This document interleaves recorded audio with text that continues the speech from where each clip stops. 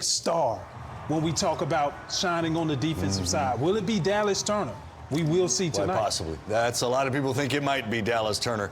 They have won 20 consecutive season openers. It's the longest streak by an SEC team since the conference formed in 1933. Season number 16 for Nick Saban at Alabama about to get underway. You can see it is rocking at Bryant-Denny with Utah State in the building.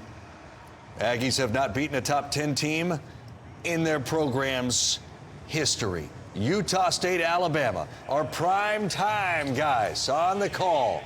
Tom, Jordan, Cole, go.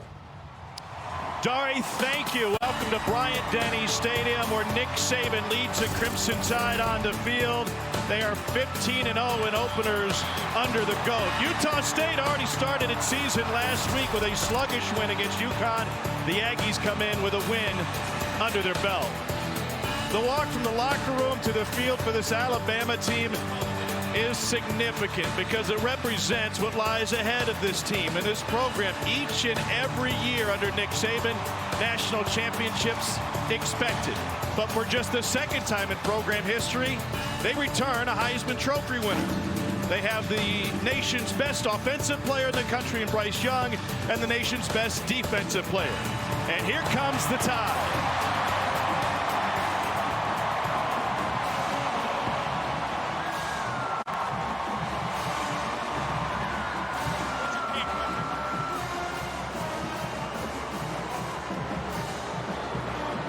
Alabama has 52 consecutive non-conference regular season wins. They are heavy favorites tonight against Utah State out of the Mountain West.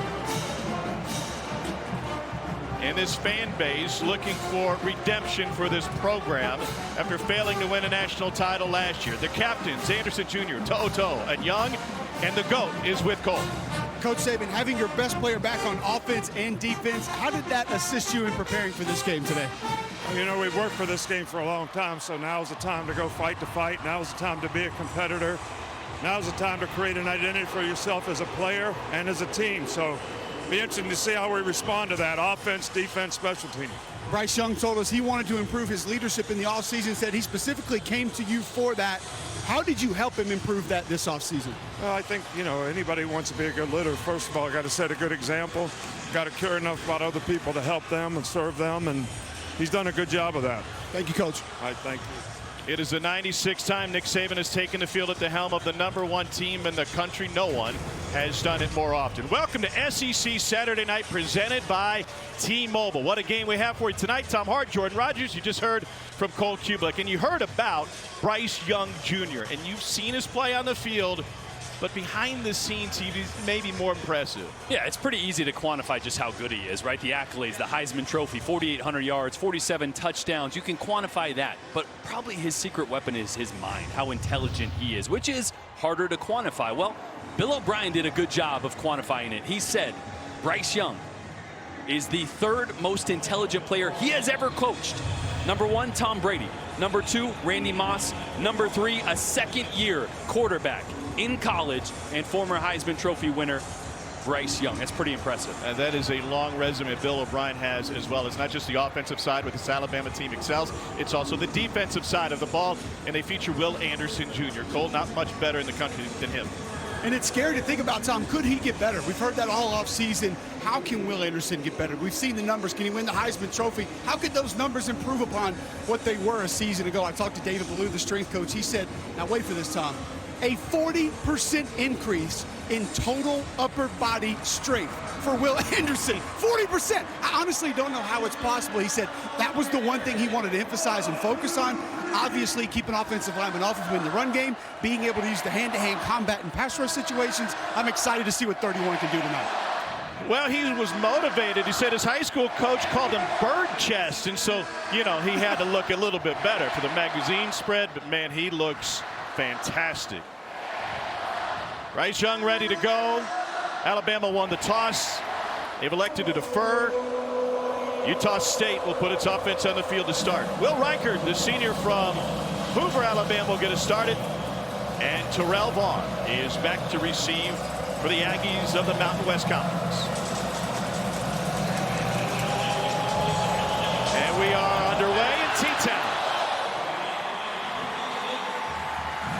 They'll return for the Aggies under the direction of second-year head coach Blake Anderson. Had an incredible turnaround last year. 11 wins last season after just a one-year season before, and they return one of the most experienced quarterbacks in all of college football. Logan Bonner is just one of 23 players in the FBS playing his 7th year of college football. And he's at the helm of an explosive offense, Tom. This has roots in the Art Briles system, very similar to what Tennessee does with Josh Heupel. Buckle up. Let's see how fast they decide to go. Bonner threw for 281 and 3 touchdowns last week against UConn. Calvin Tyler Jr. is his running back, and they will throw on first down. And that is down the sideline to Brian Cobbs. And this is one area that Logan Bonner, Utah State, think that they can attack Alabama. Absolutely. Head coach Blake Anderson played Alabama in 2018 with Arkansas State. He said the one thing you wish you would have done is take more shots downfield when you have one-on-one coverage. Brian Cobbs, their best receiver, just made a great play. Ball on the ground. They got to pounce on it. Calvin Tyler, out of Beaumont, Texas, Oregon State transfer, falls on it. Little jitters, huh? Logan Bonner just threw a dime down the right sideline, but got to remember, shake off the nerves, catch that ball first, and go from there. Well, that's what Blake Anderson told us at midfield before the game, emphasizing to his team, do not hurt yourself early against a team like this in their place. 31, Will Anderson Jr. has his hands on the ground in the logo, and they'll try to run it. And Anderson, with a fistful of jerseys, starts the tackle on Calvin Tyler. It's a gain of 2.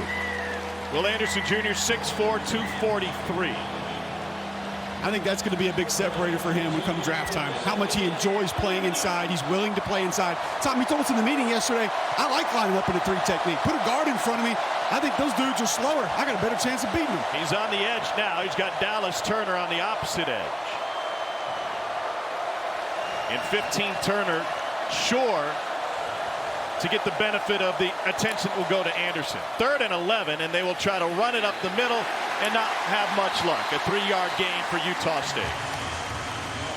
Well, that right there shows you the respect offensive coordinator Anthony Tucker has for Will Anderson, for Dallas Turner. Right, 3rd and long, you drop back, let 31 blow up your quarterback. Boy, the momentum changes quickly. So he wants his team to settle in, weather the first storm, and that was it right there. Let's punt. Let's talk about the offense on the sideline and go from there. Stephen Kotzenle punts it away, and it will hop out of bounds to the Aggie sideline. And the much-awaited season debut for the reigning Heisman Trophy winner, Bryce Young, out of Pasadena, California. And he'll have good field position after a 19-yard punt. 2nd in the country in passing yards, touchdowns, and QB rating last year. Hard to imagine he could get much better, but he is playing with more confidence already. That smile suggests he's confident already. No, that's hard to imagine. The guy won the Heisman, you assume, well, surely he played with confidence last year. He did, no doubt about it, but he's got another year in the program. He carries himself with ease. Jahmyr Gibbs, transfer from Georgia Tech, his tailback. Gibbs. And he powers his way to a gain of 2. I believe 2nd and 8. And you were talking about the comfort that Bryce Young has. He's had a lot of moving parts up front. Another one, Emil Ekiyor, is out, was supposed to start at right guard, so there's some shifting on that front. Tyler Steen, the transfer from Vandy, going to get some looks tonight. That offensive line still a work in progress. But you're right, Bryce Young still as comfortable as ever and confident in that group in front of him. Jermaine Burton was in motion. They kick it outside to the freshman Kobe Prentice. And Prentice is able to come up just short, but a flag at the tail end. Johnny Carter, senior DB, with the takedown on the 5'10" Kobe Prentice. Personal foul, face mask on the defense, number 27. That 15-yard penalty will be added to the end of the run, and it carries an automatic first down. The Hedrick is our white hat. Cole, you had a chance to watch Alabama practice last week. Explain what you saw from Bryce Young in terms of carrying himself with confidence. I thought he was just jumping around a lot more. I thought he looked much more comfortable in his role, patting guys on the rear end, patting guys on the helmet, more vocal than we saw him a season ago. We had these guys twice, and we saw a couple practices. He just looked like a different guy on the practice field to me, Tom. He wants to throw here. Pressure coming. Young sidesteps it and is able to get it away. Complete for a first down. He threw it through traffic to find Holden. A pickup of 15 as Bryce Young threads the needle with Volkswagen Bugs flying at him. We've heard the term savant thrown out about Bryce Young's intelligence. How about a savant in the pocket? The movement is just unbelievable to set his feet, throw back across his body there. Unbelievable. Now looking for a screen. Prentice gets taken down. Great open field tackle by Michael Anyanwu. It's a loss of 3. Boy, Prentice is a guy they're really excited about. Yep. True freshman, came in the summer, really undersized. They didn't really think he was going to get in the mix early on, but he just kept showing up in practice. Great routes, explosive. And he was out there with the ones to start this game. Freshman from Calera, Alabama. Roddy Oots starting at tight end on the left side of the formation. He's swinging out to Gibbs. Great receiver at Tech last year. And he takes it to the 32-yard line. 19 career games at Georgia Tech. He averaged better than 5 yards a carry and was first team all ACC all-purpose, second team specialist, third team running back. He is versatile. And they really haven't had a guy that I think is as dynamic as him. Not that their backs haven't been elite, they have been, but his ability to catch out of the backfield, 470 yards last year at Georgia Tech. He's going to be a weapon for this passing attack. Byron Bonds jumped on the edge for Utah State. Vaughn's one of a handful of FBS transfers in this Aggies program. He came in from Texas. And this is a Utah State defense that is not going to sit back. They will attack. No, we talked to their defensive coordinator, Ephraim Banda. He said, we're not going to let the offense dictate to us. We're going to be vertical. We're going to come downhill, come at the quarterback. And you see right now all these guys lined up at the line of scrimmage. They're going to make Bryce Young sort out who's coming and who's dropping right now. They call that the Prowler package. 3rd and 3 now. Pressure. Young gets hit as he throws, and it goes incomplete. Bryce Young said something interesting in our meeting yesterday. He said, if I take a shot from somebody who's unblocked, it's my fault because I set the protection wrong. Yeah, and this one was Bryce's fault. It's tough to see early on. You can see pressure come all the way from the wide side. He looks there right before the snap, but just never double checks. As a quarterback, especially when they're all at the line of scrimmage, set your protection, and as soon as you catch that ball, have 360 vision, 180 vision. Make sure you see everybody in case someone comes and you're a hot throw away. Didn't see it that time. 45-yard attempt for Will Reichert, and that one will curl inside the upright. Alabama able to score on its opening possession, but held to a field goal as Young went 4 for 5 on the opening drive. Utah State will have the ball when we return.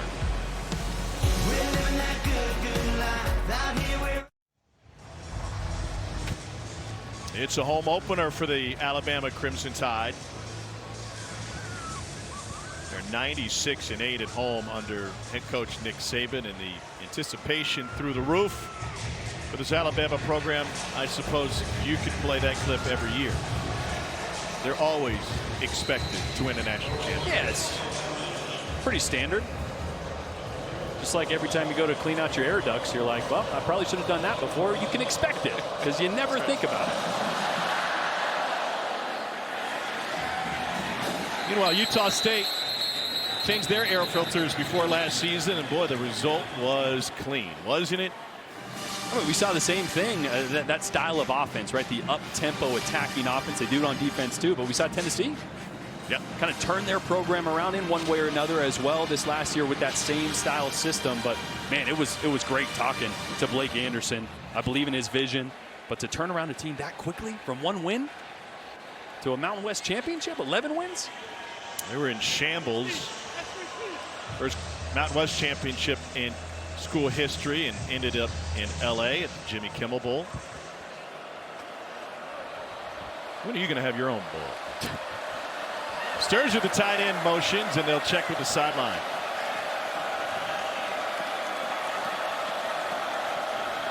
Calvin Tyler Jr., the running back transfer from Oregon State. He gets a touch, and he immediately gets met by a host of Alabama players.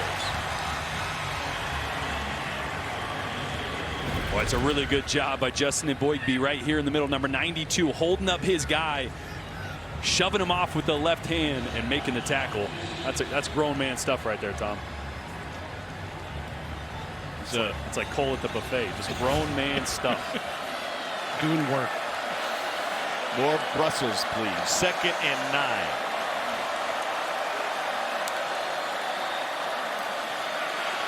Up his back foot, a little bit behind and incomplete, trying to find Kyle Van Leeuwen. I want to go back to something that their coaching staff told us. We touched on this a moment ago. Blake Anderson said, we think we have the athletes. We can attack the cornerbacks deep down the sideline. Yeah, but he also mentioned got to make sure that it's advantageous, right? That they're not rolling a safety over. Right now you see a 2-safety look, but because of the spacing at the bottom of your screen, Justin McGriff, he's out of the picture right now, but he's a 6'6" receiver matched up on Kool-Aid McKinstry.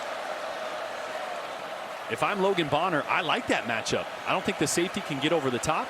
I might take a shot downfield, but the question is, can you get it off quick enough with Will Anderson coming off the edge?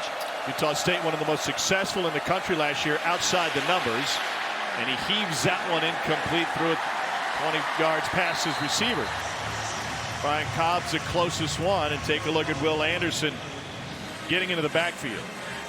Well, I tell you what, he's flashed, but Dallas Turner a few times already as well has flashed. Both of them getting pressure. See Turner there and Will Anderson going low. The amount of power that he's able to generate with that kind of leverage coming off the edge with the speed. Turner's had a couple nice inside moves, as you mentioned, Jordy. Those two are just going to be a handful all year. The Aussie punter constantly gets into that one. Bobbled a little bit by McKinstry. Nothing but white shirts in front of him, and still able to make something out of nothing. 9-yard return after a 43-yard punt.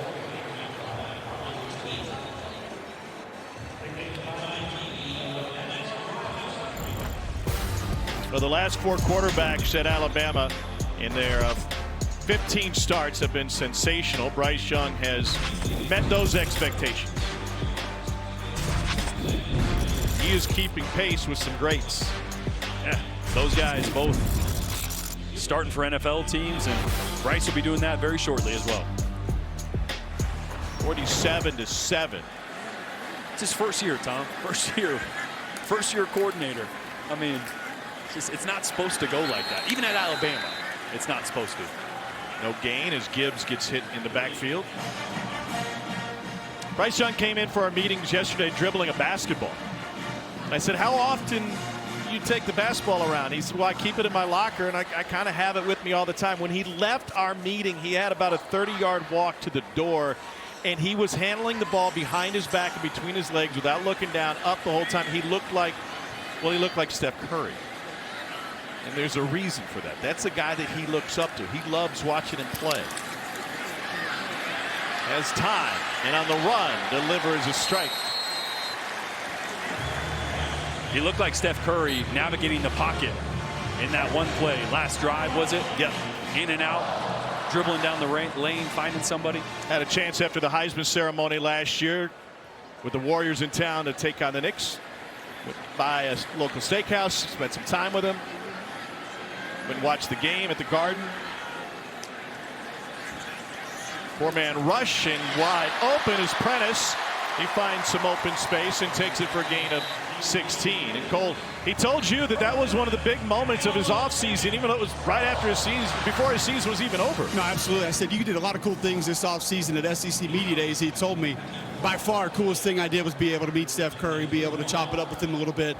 And you think about a lot of cool things Bryce Young's gotten to do in the last 4 or 5 months. Midway through the first quarter, second drive for Alabama. It's Prentice again, and the freshman takes it down to the 5. Garvin Hall, a one-time Alabama recruit, with a tackle for the Aggies. Oh, it's a little fake bubble screen. They're going to pump it. Bubble screen here, and then Prentice is going to leak down the sideline. Fake block, leak down the sideline. Bryce does a great job of using his eyes to pull those defenders. I tell you what, it's already looking like this true freshman Prentice is going to have a big role in this offense. Nick Saban called him the day after he committed to Maryland.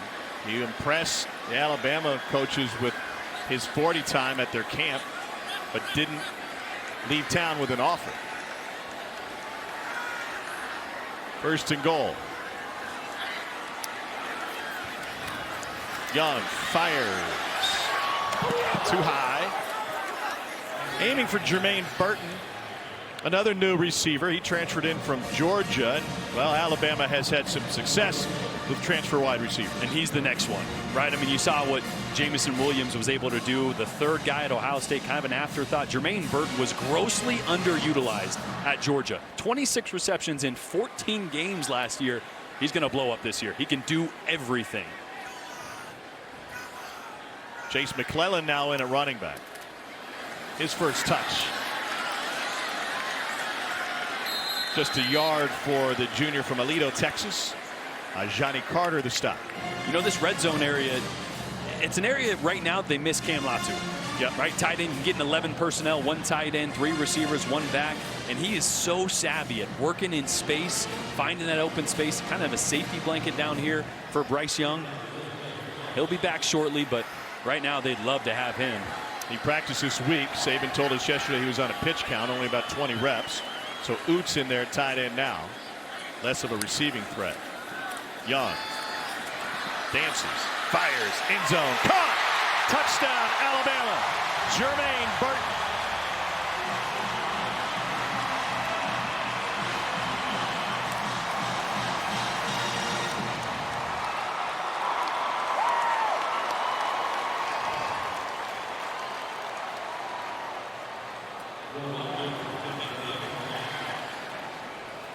That caps a 7-play, 60-yard drive.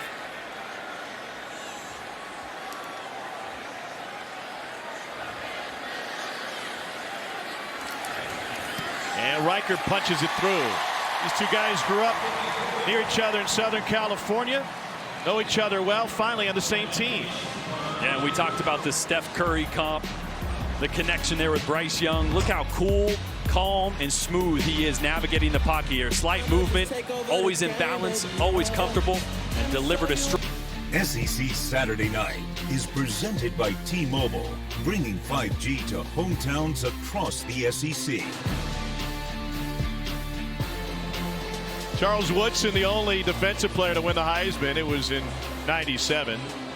You have a buddy who's a Tennessee fan. Send him a tweet now and remind him about it. He was the third Michigan player to win it, joined Tom Harmon and Desmond. And not that often you see defensive players get that kind of respect from the Heisman voters. But it figures that Will Anderson Jr. is poised to have a season to join, if not the likes of Charles Woodson, others who have finished in the top 3 of the Heisman voting that played on the defensive side. Yeah, and I think he should have finished higher than he did even last year. To anybody but Alabama fans, you might have said, oh, he kind of came out of nowhere middle of the season. You know, people probably didn't know Will Anderson unless you're an SEC fan or you're watching it a lot. It's going to help that right now he comes into the season as a Heisman favorite. He puts up some similar numbers, he's going to be in that conversation all year.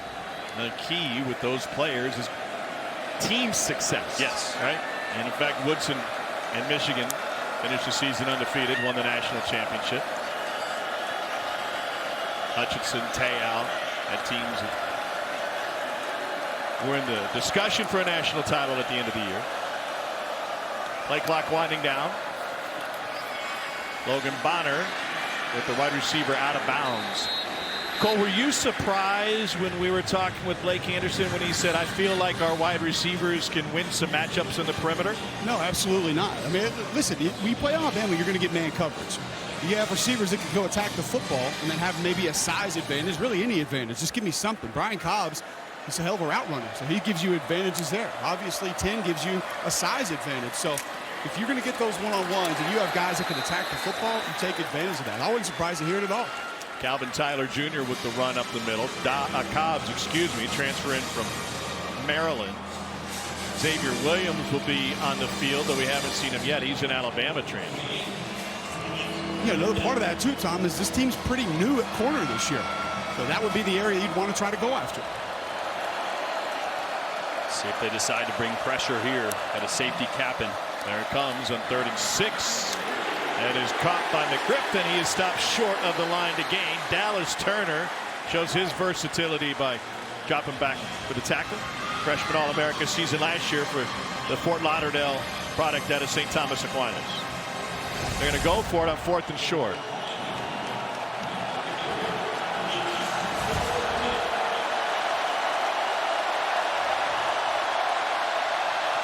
Bold move by Utah State.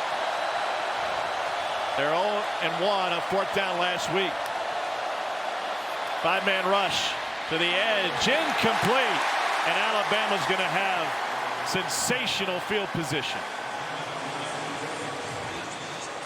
Boy, I love the play call. I just wish Logan Bonner would have worked to the field. They motioned the back to pull that linebacker out of the window.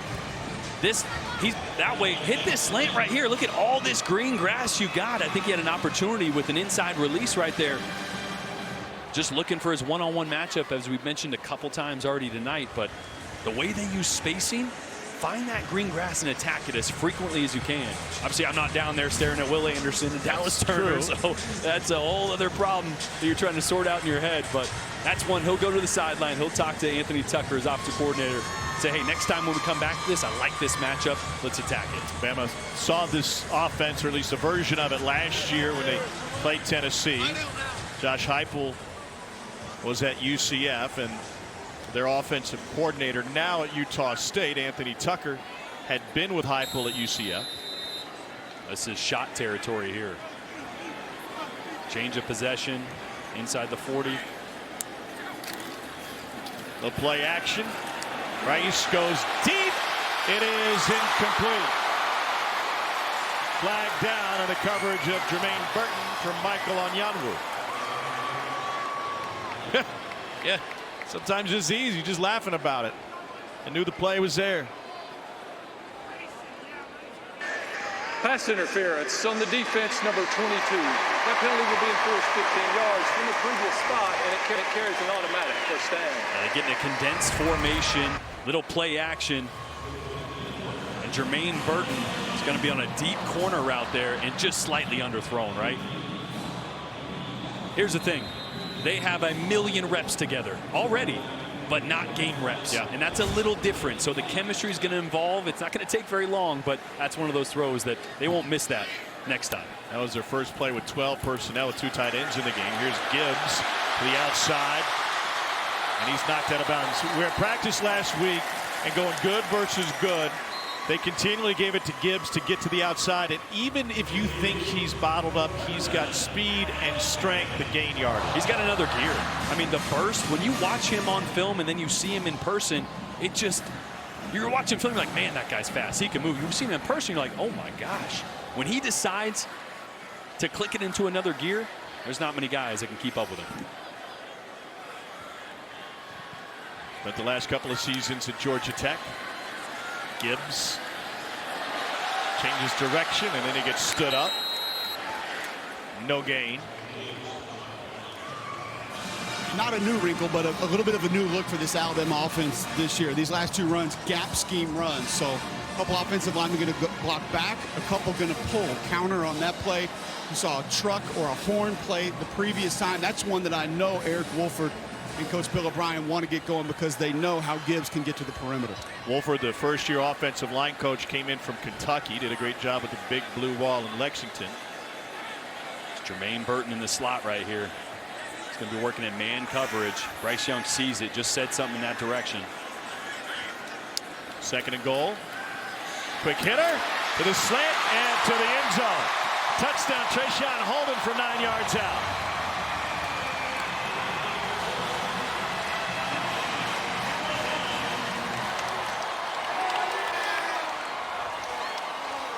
Todd cashes in on the short field.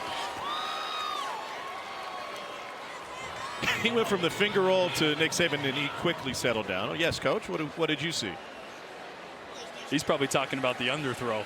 Yes. Yeah. That's nice he threw a touchdown, but hey, that throw, you got to put that 4 more yards outside.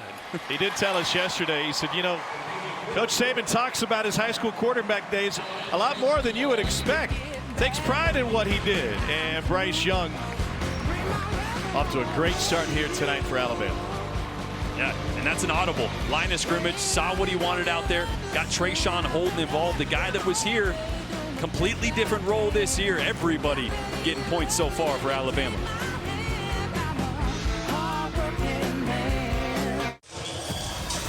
This season, for every field goal and extra point made by participating universities, Allstate will make a contribution to the university's general scholarship fund. Thank you, Allstate. After a 3-play, 34-yard drive on a short field, Alabama kicking off again. And once again, no chance for a return. Busy day in the league. Here's Dari. All right, Tom, thank you much. Let's update Vanderbilt, looking to go 2-0 at home against Elon, up 14-zip. Mike Wright to Will Shepard for the touchdown, and the Doors are up 21-7 on Elon at the moment, guys. All right, Dari, thanks. I was doing some research when I knew we were doing a Vandy cut in. Mike Wright's got another rushing touchdown. Another one. Chalk it up. We haven't seen that since Austin Carter Samuels. This guy, Jordan Rogers. So he passed me? No, you tied. You're the only other Commodore to do it in the last 15 seasons with a rushing touchdown and a passing touchdown in all 3 halves. Okay. Oh, boy. Wow. Will Anderson doing damage.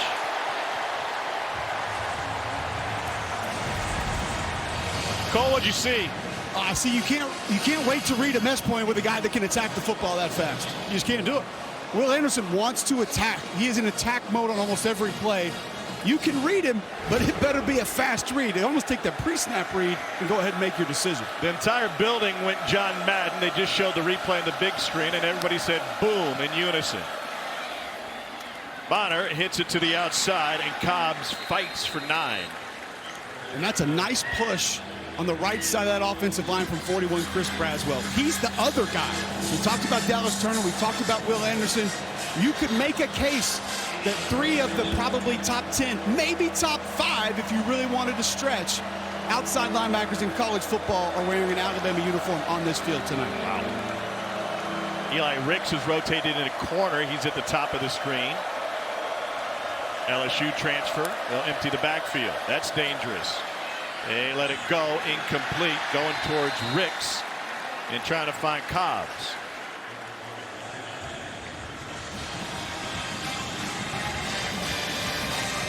Jordan, you dropped a wow there. Let me just give you a couple other notes here on Chris Braswell.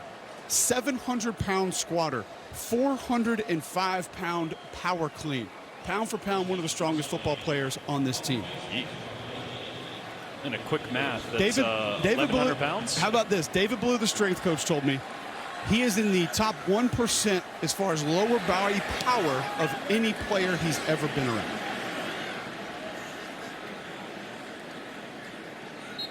Good roll from Kotzenle. 51-yard punt. Bryce Young has started this game 9 for 11 for 89 yards, couple of touchdowns.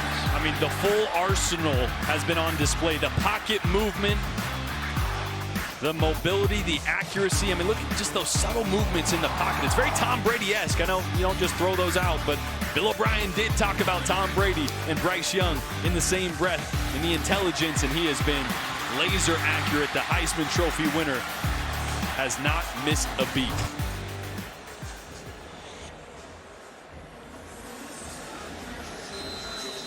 Alabama was held to a field goal on its opening drive. Since then, smooth sailing. Young wants to go deep over the middle. Coming back for it is Holden. And Holden gang tackled after a pickup of 16.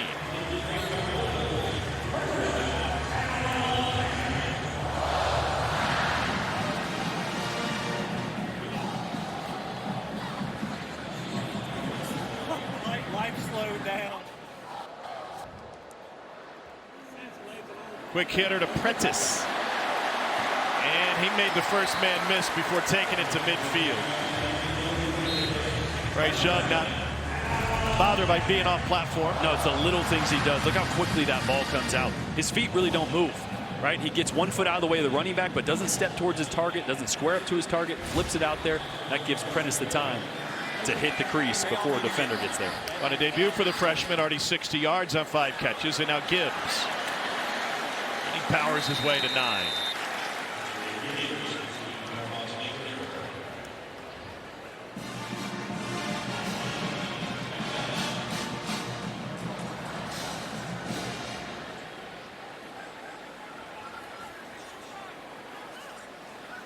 A lot of options here on 2nd and 1.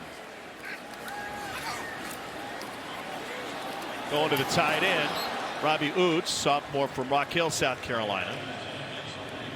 Cameron Latu practiced this week, but Nick Saban told us he was on a pitch count, was out there for about 20 reps, and should be good to go when Alabama travels to Texas next week. Injured player for Utah State will stop play with 26 seconds remaining in the first quarter. Alabama is averaging 7.2 yards per play. There's Latu, turning tight end. I mean, it's pretty remarkable. Without Latu in the lineup, Bryce Young is without his 6 top pass catchers from last year. I mean, he's breaking in a completely new group of receivers out here. We're seeing true freshmen contribute. We're seeing Jermaine Burton, transfer from Georgia. We're seeing Robbie Oots, a young tight end. It's kind of like an H-back guy in the mix. What's the biggest challenge for a quarterback when you've got a whole new group? Well, it's just what I mentioned earlier. It's you can get on the same page and build chemistry in shorts and t-shirts in 7-on-7. You can build chemistry in team, in practice, in fall camp, no doubt. But when the lights turn on, things happen differently. Yeah. Right? You can't always predict exactly, coaches hold up the cards. Hey, here's where the defense is going to be. No. Sometimes routes take longer to get up the line of scrimmage. Some guys adjust differently. Some guys have game speed that's another notch that they don't have in practice. So these are the reps where you're really going to find out what the chemistry is like, where it's at, and how to build on it. And we're starting to see that. Well, Kessie Vakaura, the injured Aggie, helped to the sideline. Leaves 3rd and 1. Ephraim Banda, the Utah State defensive coordinator, said we want Bryce Young to have to think after he takes a snap and make a decision then as opposed to before. So they're trying to disguise a lot of what they do. Toss to Gibbs. Full head of steam. And he picks up 6. He is going to be a wrecking ball for Alabama this year.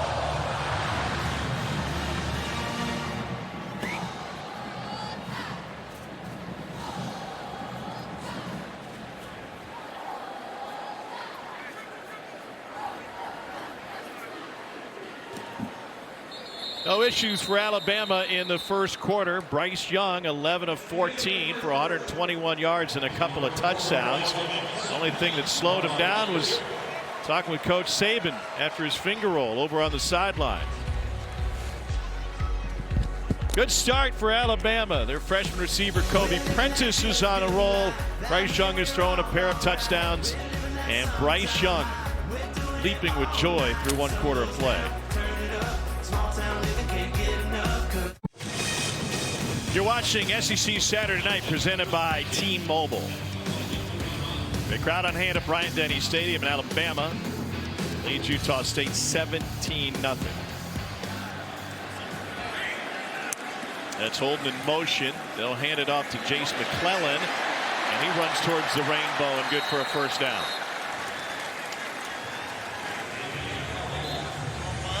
It's a really good block there by Ekiyor back in the game. We were told he was banged up a little bit, so didn't make the start, but nice little kick out block on that one. Cole, is this offensive line better than last year? Has a chance to be, in my opinion. You have a guy in Tyler Steen that you bring in from Vanderbilt that has starting experience in the SEC. Dalcourt back healthy. He was obviously beat up, and you got some depth with Seth McLaughlin behind him at center. McClellan gets taken down behind the line of scrimmage. Penetration up front from Utah State from Sinitui Aki. He's a redshirt freshman out of Salt Lake City. I mean, the difficulty of playing a defense like this is it's not a two-gapper where defensive linemen are going to hold up and try to play one gap, peek their head around, and try to always be in position. They're going to shoot gaps. So if you're not shoulder to shoulder, hip to hip on some of your double teams and your movement up front, someone's going to leak right through, and that's exactly what happened. Just gives you no time to recover. Yeah. Ephraim Banda, their DC, made it sound like Alabama was a simple offense to prepare for, in the sense that he said, listen, they only have 10 plays, but they run them really, really well. Young sidesteps again and threw it just a hair behind. Coverage by Hunter Reynolds. But talking with Banda about it, he said, you know, it's hard sometimes for coaches to take their ego out of it, but be really good at 10 plays. Some have massive playbooks just to justify their checks. It was clear that he said what Alabama does, they're elite at what they do. Yeah, and they have elite athletes doing it, right? So you're right. It's not overly complicated, right? There's not a ton of tempo. There's not a ton of different looks, but they have the best guys doing it, and they give you just enough wrinkles in the moment. Makes it tough. There's a prowler look. Only one defender with a hand on the ground. 3rd and 12. Rice with a chance to run for it. They'll tuck it, pick it up, and it gets taken down from behind. Down to the 6-yard line. It's a pretty good job by that offensive line handling that, because I can tell you it's a headache. You get in there, you see 5, 7 guys that are just standing up. You have no idea who's who, what their designation is as far as defensive lineman, linebacker, DB, and then that gives them the ability to stunt, slant, go any different direction. Also, Joe Lee Dunn ran that. We called it wild when I was at Auburn, played against Mississippi State, and never fun to deal with, never fun to prepare for. There's an 18-yard run for Young. Roydell Williams in the game, and Bryce Young finds him out of the backfield, taken down to set up 2nd and goal. I'll tell you what, that's a really good tackle in space. Andre Grayson, the cornerback there. Roydell Williams is a big back. You're sitting out there on an island, it's you or a touchdown. It's actually one of the better red zone defenses in the country last year. They did lose a lot of their pieces, and going against a different beast here tonight, but it's a team that'll get after you in the low red. 11th play of the drive for Alabama. Touchdown. Bryce Young finds Jermaine Burton for the 2nd time tonight.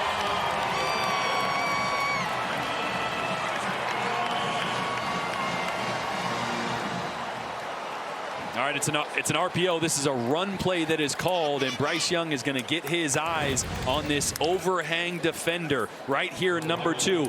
If he goes in, he's got a slant right behind him. That's a called run play and a great adjustment by Bryce Young. It's like a point guard out there. Just whoop, whoop. Nice little assist. So Alabama basketball coach Nate Oates on the field before the game. Got some talent in the building.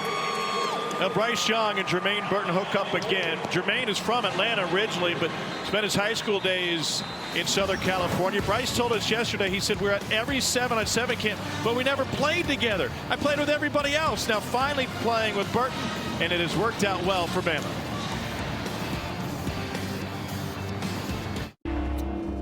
Dari Noke in studio. Why don't we update, shall we, South Carolina? Spencer Rattler's first start. Well, here's a little pitch to Marshawn Lloyd, who does the hard work to get into the end zone. Extra point, no good. 6-zip early 2nd. Gamecocks against Sean Elliott and Georgia State. Well, Daria was wondering why Doring skipped out on his studio work tonight. We got the answer. He's all in the game with Courtney Lyle, and they get a chance after this touchback to see another transfer quarterback in the SEC. You could put together almost a roster full of them. And it's the wild, wild west. You got a Big 12 starter. You got a Pac-12 starter. Well, projected starter. Pac-12 starter. And a couple other guys that transferred in and got beat out, but still one play away.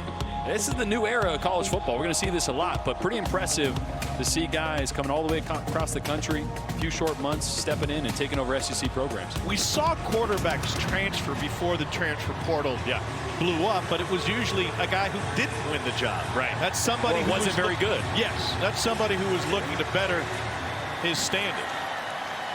31 on the edge.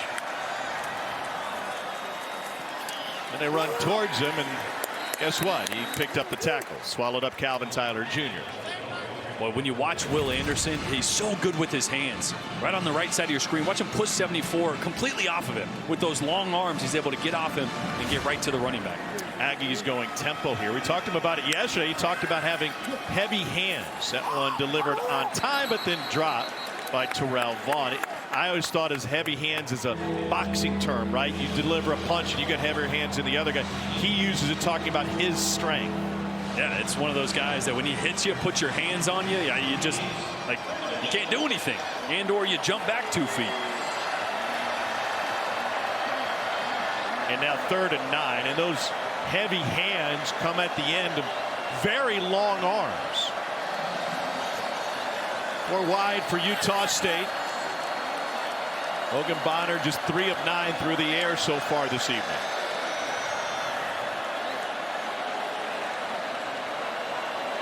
Play clock at 2. And they'll try to run it, and they cut him down. And that will put Utah State in a punt situation. Jalen Moody with the tackle. Look, when you don't want to block him, you just try to run option away from him. Problem is, you got some other good guys on the other side as well. They're just going to call option here, so they don't have to block Will Anderson on the right there. But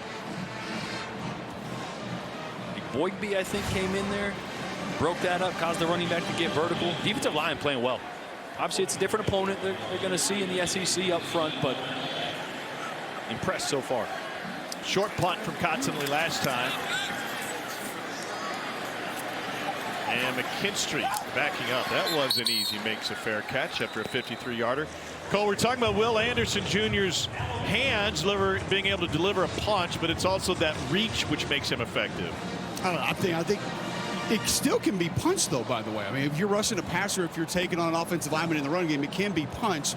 And I think also that some of that has to do with your grip strength.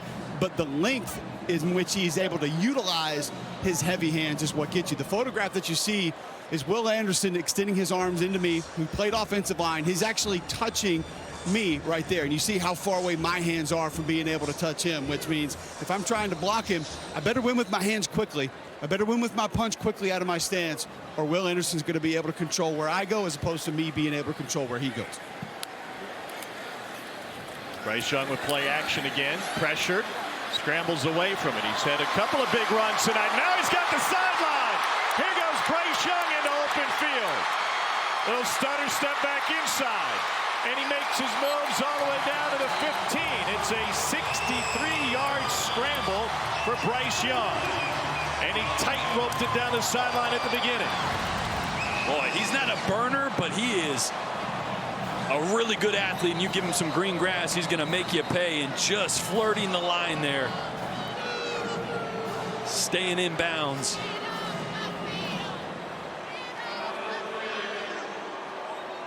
Oh, a little Euro step in there? Yeah. I mean, a little hop, skip, and whoop. Utah State has an injured player. Quarterback, we're not used to running that long. So when we get out there, you kind of just start slowing down. Okay, where can I fall? Where can I fall? Like, you know, I'm not going to make it to the end zone. I'm going to look good and go down right here. It is a career-long run for Young. Hale Motupuaka is the injured Aggie right now. Total offense for Bryce Young, 211 to Utah State's 41. That right there is that's not ideal. Well, depends on who you're pulling for. We pull for Dari Noka. What you got?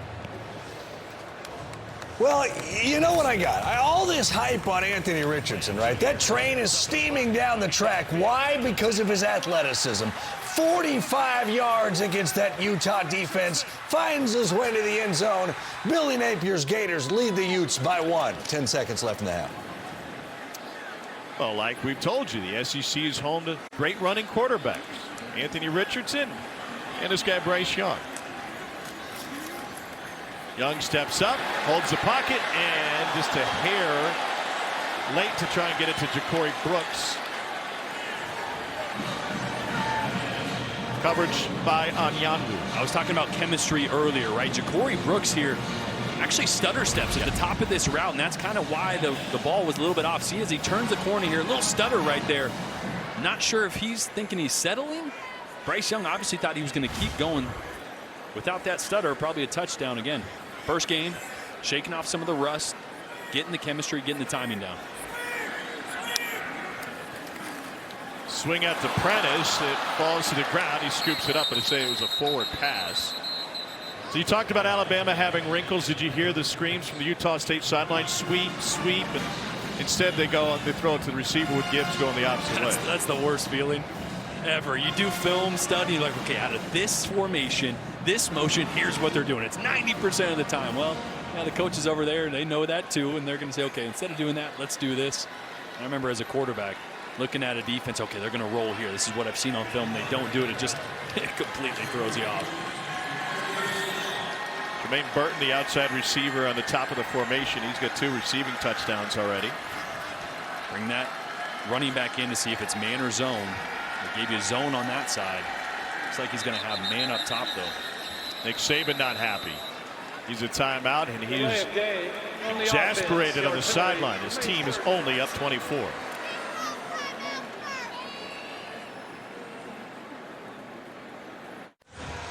Let's take a look at our Hometown Connection, brought to you by T-Mobile. Subject is Emil Ekiyor, who is from Indianapolis at a Cathedral High School, and he's used his NIL money to help others, lending not just his name and his platform, but also extra effort to go with a nonprofit organization and a national bank to provide shoes for kids whose families can't afford them, especially back home in Indianapolis. And he said, I remember vividly having a teammate as a kid who grew up in juvenile and foster homes, and one day at basketball practice he busted right out of his shoes. They were so worn down, and he had to give an extra pair of his shoes that he had because he was in a better situation. Ekiyor growing up, he said, that stuck with me. I think it's really cool that fast forwarding now, I'm a person giving shoes to kids based on one situation like that. Shoes can be an important thing for kids trying to play sports or just live life. Fantastic work by Emil Ekiyor. No safety help here. Watch Jermaine Burton attack the middle here. Slot receiver. Out of the timeout, 3rd and 10. Bryce Young signaling something over there. Pressure from the edges. He's got man this side. That's complete. A spin, first down, touchdown. Trayshawn Holden.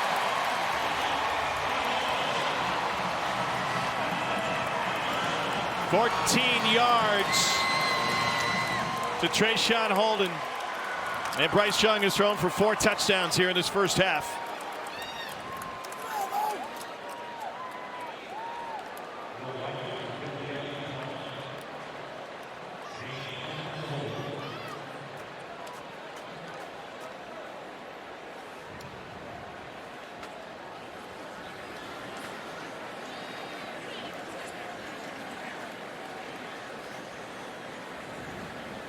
Reichard's been busier this first half than some kickers have been all day. 31-0. You know what I love here? We've seen already a few times down in the red zone, Bryce Young signal out to his receivers, right? He's changed a couple plays. One for a touchdown earlier to Trayshawn Holden, I believe. One time he missed Jermaine Burton. He's signaling out there to the field. He ain't going over there. He knows where he's going. He's throwing it out to the boundary. He's got man coverage. He likes it. Like, he's just playing mind games. Just playing mind games. I mean, just thinking ahead. Just go, okay, I'm gonna, yeah, let's do this. And this helmet tap doesn't mean anything, but maybe they'll think it does. And I'm gonna throw this because my guy's got cushion and he's gonna make a play, and that's a touchdown. Told you about Emil Ekiyor, and he's in on the celebration. Do safeties react to that? Does that buy you a step, or is it more than just a step? Is it all of their attention? It's the attention, right? They may not move, but as soon as that snap goes, that's where their eyes are going to go, right? I mean, he's just setting things up, right? It had nothing to do with that play. It had to do with the next time he's down there. They'll be like, oh, well, he signaled and they didn't throw it over there. It's reverse psychology, right? You signal once, you throw it over there. You signal the other time, you don't. Always keeping the defense guessing. Chess versus checkers. Exactly. You ever played chess? No. More of a Chinese checkers kind of guy. I was on a chess team. Oh, really? Yeah. First chair? 3rd grade. No, I think I was like the second rotation of the main. I got one game in on the state championship. I won. Really? Yeah, the move was sitting there for like 8 other moves, though. I didn't see it forever. It was pretty embarrassing. You're just a pawn to rook 4 kind of guy, aren't you? It's a queen's gambit out there. New quarterback for Utah State. The 24-year-old in his 7th year is replaced this moment. It's Cooper Laga, junior from Orem, Utah. He was the MVP of the Jimmy Kimmel LA Bowl. And his first pass is blown up, and the receiver Kyle Van Leeuwen had nowhere to go. Kyrie Jackson read it well. It's a loss of 2. Watch Kyrie Jackson see the ball and run through number 8 right there. Jeez. Buckle up that helmet, son. Watch this. I mean, that is... He didn't even tackle him. He got number 8 to tackle him. Woo! There's competition at that cornerback spot. Jackson is showing he belongs on the field. They go to Kyle Van Leeuwen again. This time it's a safety Jordan Battle. You're right. There's been a competitive spot all camp. Terrion Arnold started. Kyrie Jackson now in on the other side. Kool-Aid McKinstry started the game. Eli Ricks has spelled him a few times. I think that'll continue to rotate a little bit. I think there's still some sorting out on the edge for Alabama. Laga facing a 3rd and 9. Pressure, and he will scramble.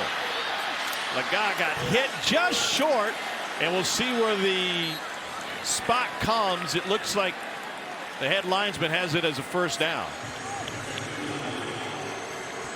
And it will be. Laga did not get in the UConn game, but the last game of the last game of the season last year for Utah State in the bowl game, he became the first FBS quarterback to throw a touchdown in a bowl game on his first career pass. Ended up throwing for 171 yards against Oregon State. And sneaking through is Calvin Tyler Jr. Here comes the tempo for the Aggies. Yeah, this offense, right? It's not full speed all the time. Once you get that first down, then you start to push the tempo a little bit. You want to get things sorted out first. It's really a momentum tempo for this offense.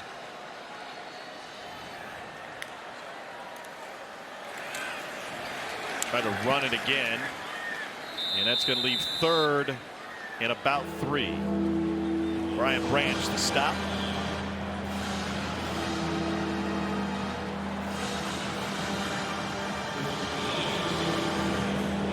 Utah State has already gone for it on 4th down once in this game. They failed, and Alabama scored 3 plays later. 1 of 6 on 3rd tonight. Yeah, man coverage across the board. Somebody's got to separate. Too high and through the hands of Xavier Williams. It's a former Alabama player, Williams, who spent 4 years here. And on 4th down, Utah State's offense will stay out there. And Will Anderson Jr. will return to the field. Will Anderson Jr. looks at quarterbacks like Cole Kublik looks at Brussels sprouts. He is ready to devour Cooper Laga.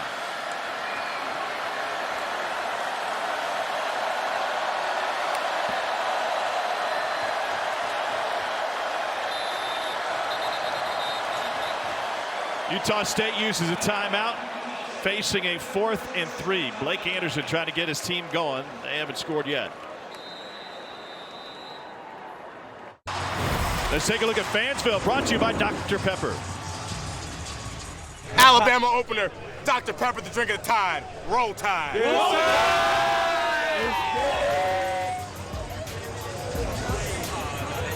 I didn't see that product placement during Bama Rush on TikTok, but maybe next year.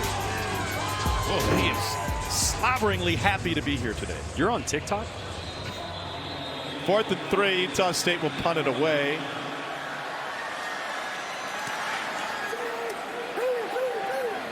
And that one will hop out of bounds to the Alabama sideline. Special thanks to our friends at Wheels Up, helping make travel easier. Jordan was in Fayetteville pounding solo cups with John Daly this morning, and here in Tuscaloosa this evening.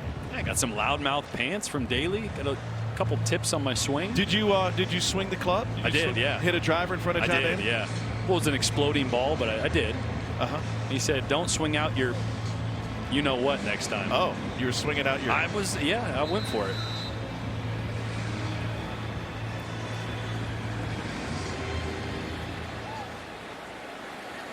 Halfway through the 2nd quarter.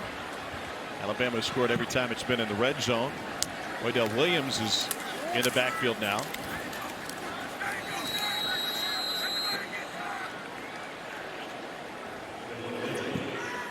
Now, Daly played a little high school football. He was a great kicker. Elias High School in Jefferson City, Missouri. There's a nugget. Yeah. Kicker, huh? Remember Clay Hench was a tight end here a few years ago. I think he played for his grandpa. But 31-0, so I don't have to be perfect. There's Miles Kitzelman, sophomore from Linden, Kansas, by way of Hutchinson Junior College. Picks up a first down.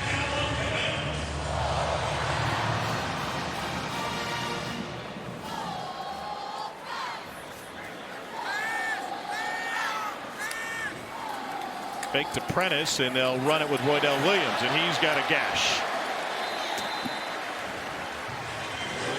11 yards for the product of Hueytown High School. I do love that this Utah State defense is still being aggressive. They're still bringing guys off the edge. That's their identity. They're sticking to it. That leaves you a few gaps every now and then. That's what you saw Roydell Williams hit right there.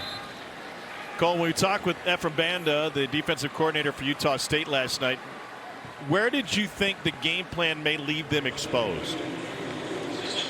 On the perimeter, number one, because they're a north-south defense. They want to attack upfield. So when you do that, hard to retrack and get back to the outside, and then deep down the middle of the field, because they're not going to play 2-3 safeties a lot of the game. Banda had been with Manny Diaz at Miami. He's one of just 2 Hispanic defensive coordinators. Shot to the end zone too strong. Manny now at Penn State. Talking with Coach Banda yesterday, he pointed out, being in Miami, recruited and saw a lot of these Alabama guys in person, so well aware, if anybody else wasn't, of their skill set. And he said, one thing about Alabama, they go and play for Nick Saban. I know how good these guys were in high school, and they get better each and every year.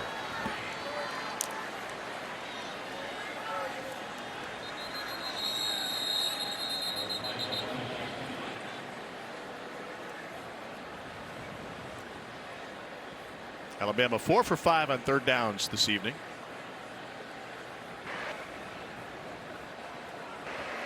Offside on the defense, number 0 in the neutral zone, causing an offensive reaction. 5-yard penalty. It remains third down.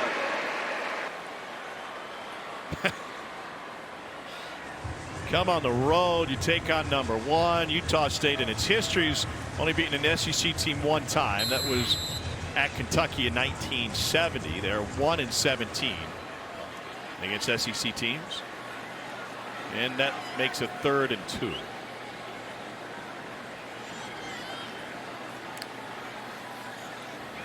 Here's McClellan. Got forward for the first down.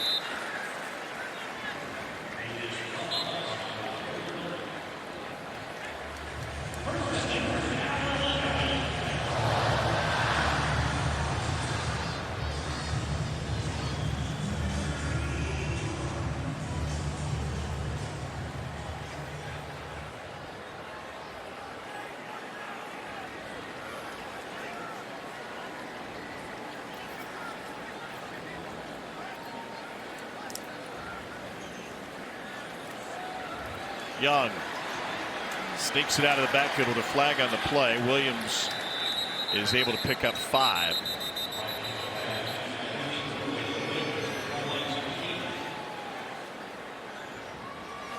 Get a little pass interference there in the secondary.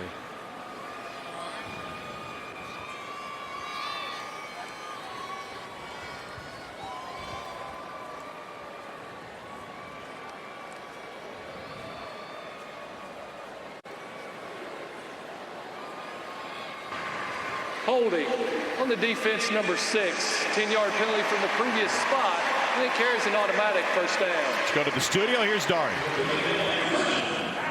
All right, Tom. Kentucky taking on Miami of Ohio, of course, in a tight game coming out of the half. Second half kickoff. Berry and Brown takes it. Now he'll do what might drive you crazy at the end of this play. Nearly drops it before he enters the end zone. They looked at it. Touchdown, Cats. Well, Kentucky with a 10-point lead in Lex. Young gets away to the far side. And that's good for another Alabama first down. It goes for 13 yards. Yeah, that's Isaiah Bond, another true freshman, a talented true freshman, as they have a few of them now. He was a little banged up. I was talking to an offensive analyst down there on the field before the game. Said he might be the best of all of them. Got a little bit of a late start because he was banged up at one point. Well, not the biggest guy, but another dynamic young receiver. That was all the conversation, right? How do they fill all these voids? They don't have anybody. They got some young talent, man. You didn't exactly narrow it down. I think they have more analysts than they do tuba players. Yeah, one of the 100 that are down there. Here's Gibbs. Man, great vision, and the cutback will take him down to the 3. I mean, Jordan mentioned the youth of those weapons. I've seen a couple of plays where Alabama's had 3 freshman receivers on the field. So if you were wondering what that core group was going to look like, I think Nick Saban, who told us in our meetings with him yesterday, we've got 6, 7 guys that we have to play, younger guys, because we know what they're going to be able to give us later in the season, and we need to begin to get them reps now. Wide receiver looking like one of those spots that he meant. He didn't make a direct comparison to Amari Cooper with any of these individuals, but as a situation. He said we knew what Amari Cooper was going to be, and so we used him in places maybe he wasn't exactly ready, but we knew we needed to facilitate that development. Corner out. 2nd and goal. There it is, and incomplete, and no flag. Trying to find Bond. So junior college, I gray shirted. So they made me sit up in the booth and pick signs. I already got his sign for that 3-by-1 corner route. Like that little draw right there? Yeah. It's a dribble sign. Oh, I didn't say that. Oh, interesting. Well, he'll be changing that sign soon. I made that circle before the snap. 2 true freshmen there. Cole mentioned it. Rolling these guys in there. Valuable experience. My guess is, with all due respect, if you picked up their signs, Utah State has picked up their signs probably. as well. Also, it could be a fake sign. We've seen them doing that all night. You know. Yeah. Maybe there's an indicator. It's like baseball. Now I gotta touch my right earlobe, and then I'm live. Then I'm live.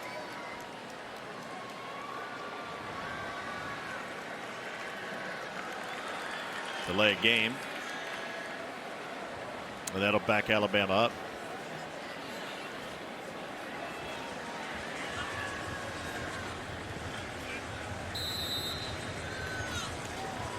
.340 to go in the half. Bryce Young has already thrown for 4 touchdowns. 5 in the first half. Mid-November last year against New Mexico State. Got to match that here on 3rd and goal. Pocket collapses and they take him down. First sack of the night. It's Daniel Greshik, Nevada transfer. Greshik does a really good job starting on the inside of looping and working back out around his man. Little spin move there on Robbie Oots. I mean, that's just motor.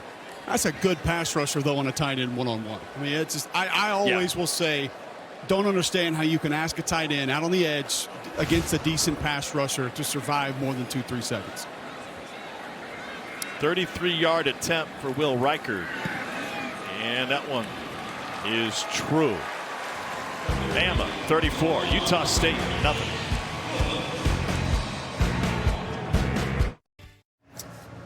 All right, Dari, Ben, Takia, we'll see you. Region's halftime report coming up in just a minute. Utah, Florida, tight game. Utah looks like they're close to scoring. We'll update that also. Georgia, dominant of Oregon. What do you make so far of Alabama? Well, it looks like Alabama picked up where they left off. New faces, same old game. Bryce Young, 4 touchdowns. Defense holding Utah State to 1 yard of carry. I'm excited to see some of the new receivers Alabama put. We're seeing some now. Yeah. Yes, we are. See you at halftime, guys. All right, gentlemen, thanks. Look at Pete Golding. Alabama kicking off here.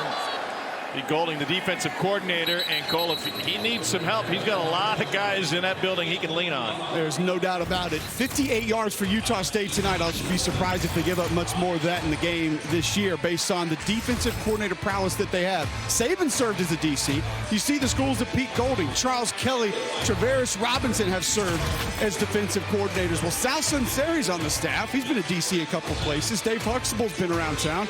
And Todd Grantham from Florida, Georgia, Mississippi State. We all know about his high-pressure scheme. He is now on staff here at Alabama. Guys, that is 7 defensive coordinators that have been a DC in college on this Alabama staff this year.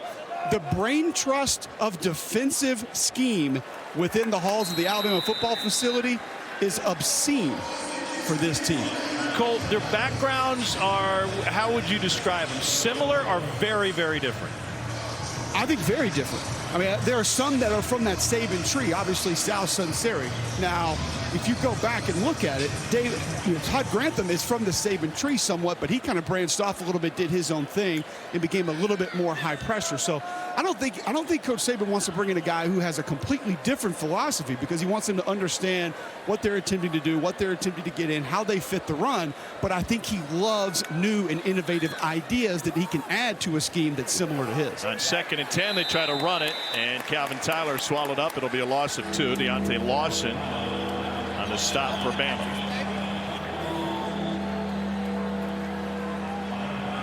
Saban wants a timeout. And he will ask the nearest official to politely wake up.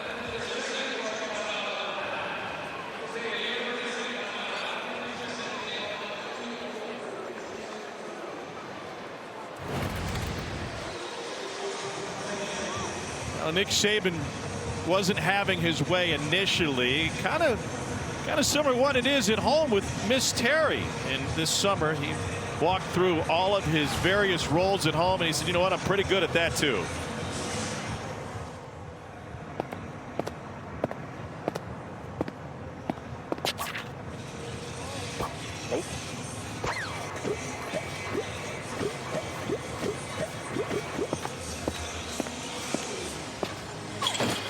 Well, Nick Saban said, listen, I got these jobs she wants me to do. She wants me to run the sweeper and then pledge the refrigerator at the end. And he's got a lot of trophies to trash. And he said, hey, I'm a lead at all of them.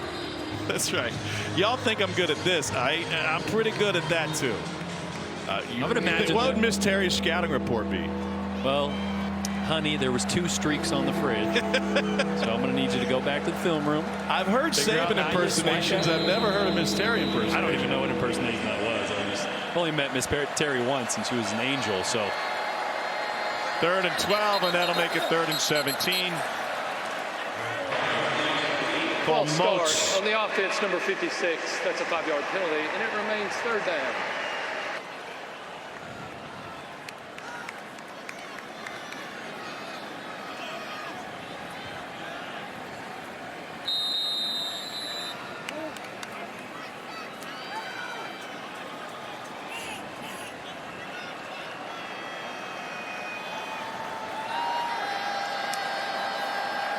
Bama will rush 3, and they flick it out to Tyler. The Oregon State transfer gets spun around.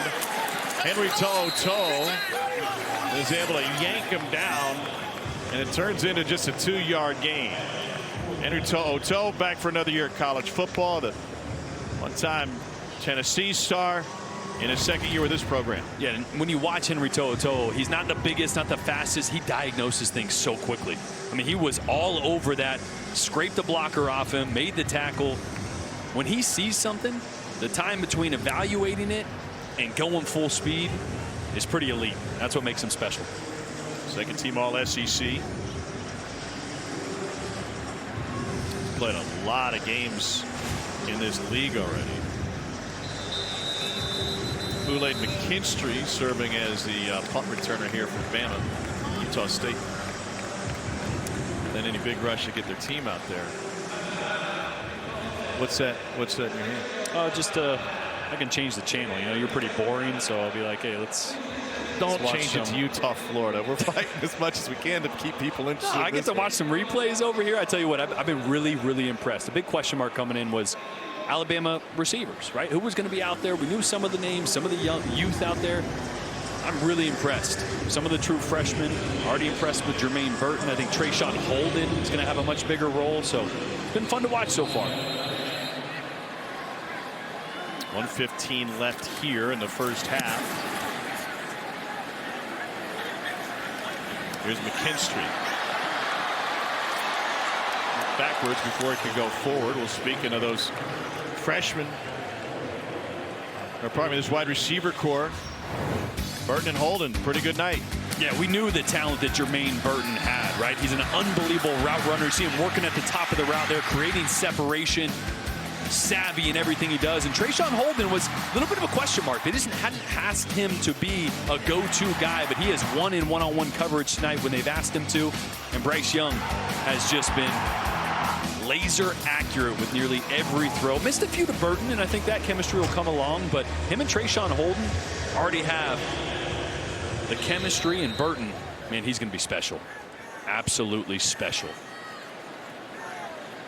Holden came on the scene in 20. Used a lot more after Jalen Waddle was injured.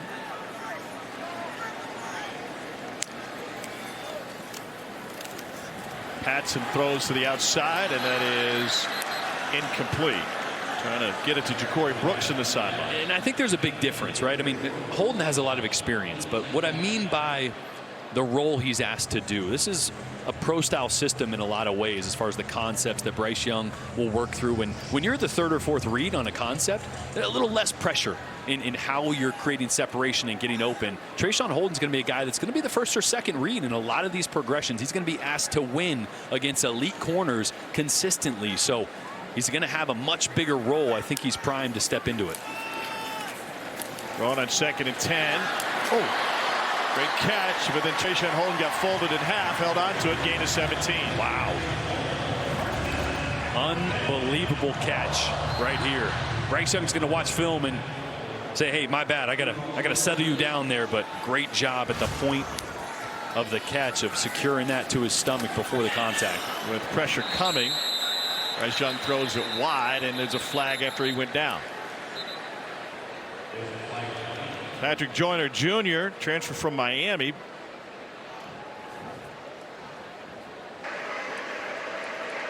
Personal foul, roughing the passer on the defense number 0 with target. 15-yard penalty, automatic first down. That play is under review. Cole, one of the questions we had as we look and determine if this was indeed targeting and if we'll hold up after review is how is Bryce Young so good at avoiding a lot of big hits? Well, that one definitely came after the ball was out. But I think that's one that, like you described earlier, Tom, he's going to have an understanding that certain ones are going to be on him. And you're only going to have 5, 6, or 7, whatever you designate the protection to be. And there are going to be certain guys that you need to be responsible for. It was one of the things that I was just fascinated with, going back and watching some games from last year, trying to study certain individuals on this team they're going to be playing this year, was Bryce Young just not taking big hits. There was one against LSU where he rolled to the near sideline, took a pretty big hit there, but he just has that innate ability of either getting down early enough, having a little bit of a juke, understanding when to go out of bounds, and how to manipulate the pocket. So Jordan almost never take those big hits. And you talk about quarterback protecting himself or a team protecting a quarterback. Well, you can get that out of your guy. It's obviously going to go a long way because you're probably going to keep him in the lineup for the entire season. Yeah, he sees things so well pre-snap, right? So you hardly ever surprise him.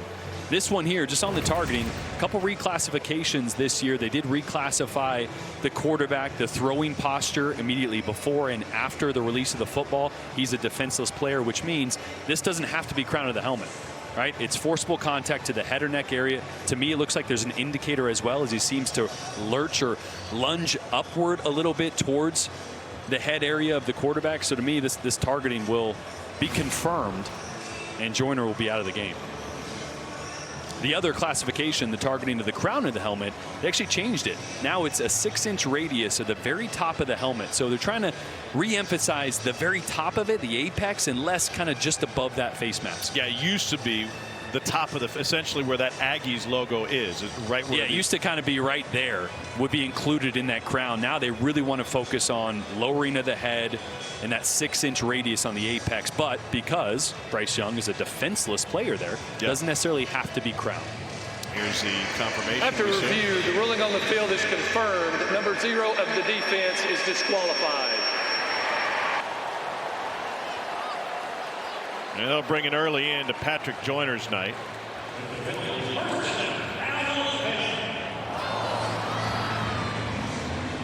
I tell you, that's tough. I mean, the coaching will tell you to mechanically be better in that, but you finally get to Bryce Young. I mean, you want to make some contact, you know? Yeah.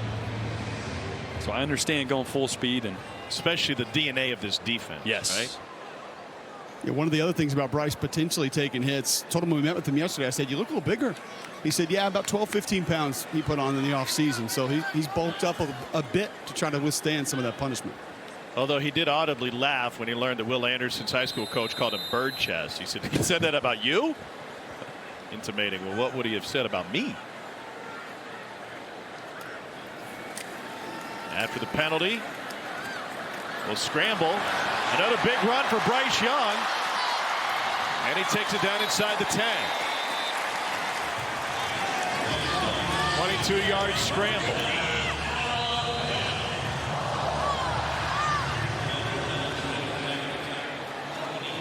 Another half minute to go in the first half. Young fires back corner. Did he get a foot down? Holden was out of the back of the end zone.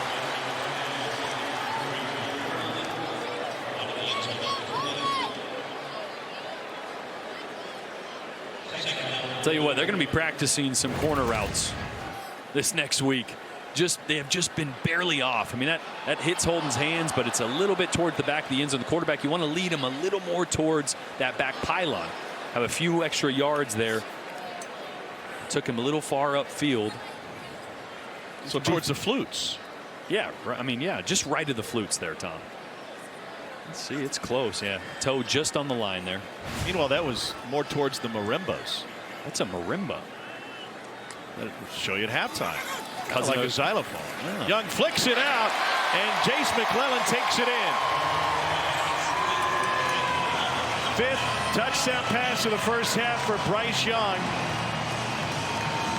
McClellan gets in on the fun. It's already the 4th career 5-touchdown game for Young.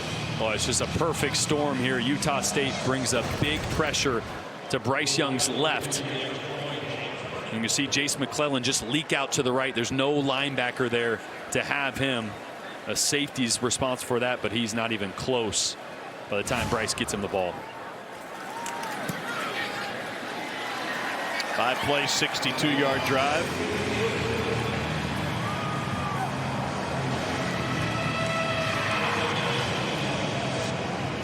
Well, sometimes you guess right. You never know exactly when the pressure's coming or what it's going to be. But Bryce does a great job of evaluating this. Knowing eventually he's going to be hot with the amount of guys that are coming off this edge right here. And his running back's going to work up and just leak out. And nobody home.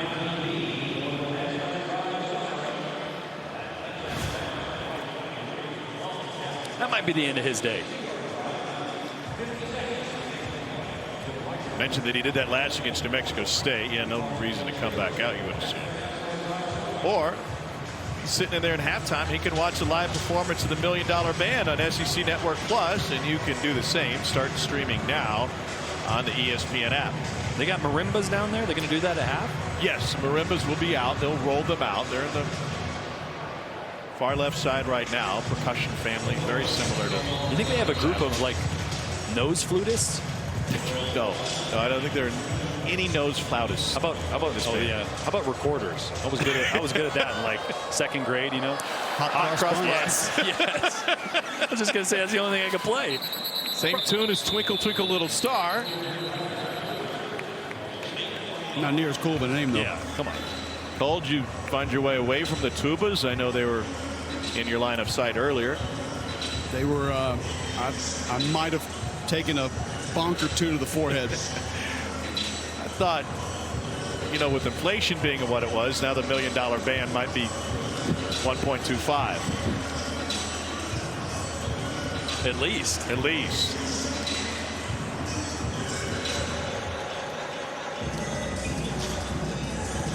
And at halftime, we will teach Cole the difference between a tuba and a sousaphone. 15 seconds to play in the half. Utah State has gone to its 2nd-string quarterback, Cooper Legoff, for the last few drives. Nothing doing with Logan Bonner, their well-traveled starter. His 7th year of college football, 3 of 9.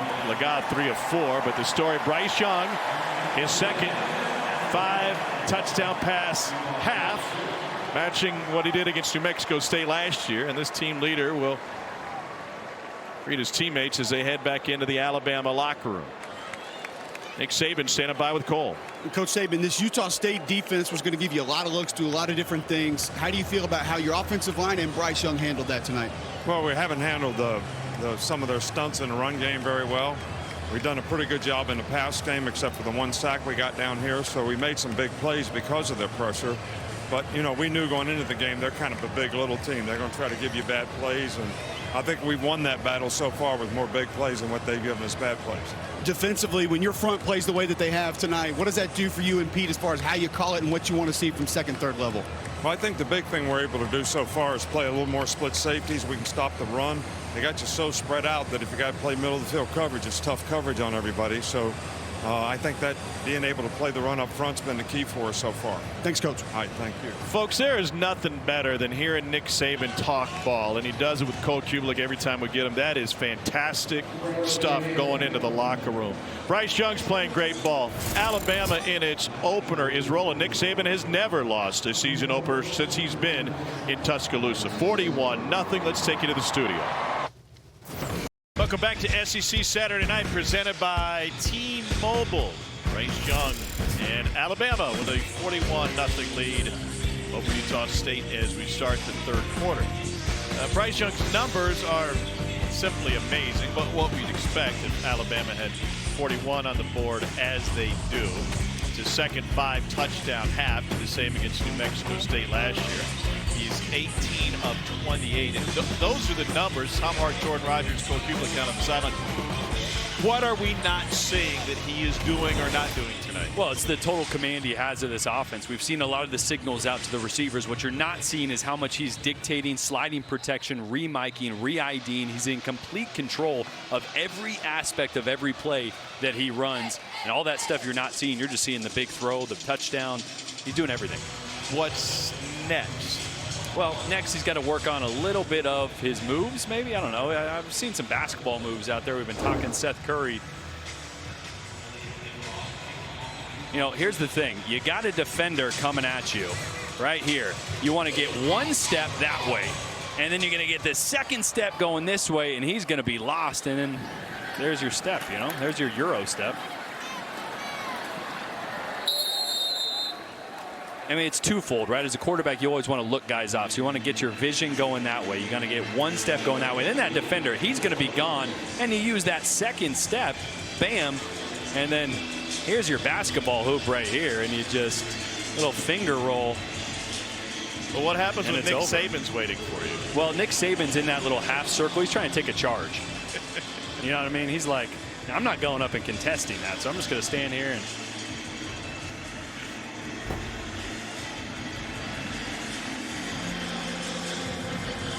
One series for Bryce, you think? Yeah. A little surprised he came out here after half. I know they're working with a lot of young receivers out there, and Jermaine Burton, even a guy that want to build chemistry. Wow. How about this for chemistry? There's one hit, and Jahmyr Gibbs with the cutback, then a stiff arm. And he's inside the 10. I don't know if he ever went down. That might be a touchdown, but as of now, they have him whistled down at the 8 after a 58-yard run. One of the spots on this offensive line you wanted to watch was right tackle, 65 J.C. Latham. Big question mark coming into the season. Massive question mark late last season for Alabama. There you see right there. Pin him, roll him up. Number one to the house. I think 65 did an excellent job here in the first half watching him so far. He was kicking up dust on that sprint. They'll try to give it to him to punch it in, and Gibbs inside the 5. Talking with Bill O'Brien about how Jahmyr Gibbs was recruited out of Georgia Tech. He said once we found out he was available, we popped in the film. I saw it. My eyes got big. Coach Saban saw it. His eyes got big. He said, yes, this is the kind of back that can help us. Yeah, I mean, as this offense continues to evolve, they don't want to be just drop back, spread, throw it. They want to be able to play action, but also use the running back out of the backfield, and he fits that perfectly.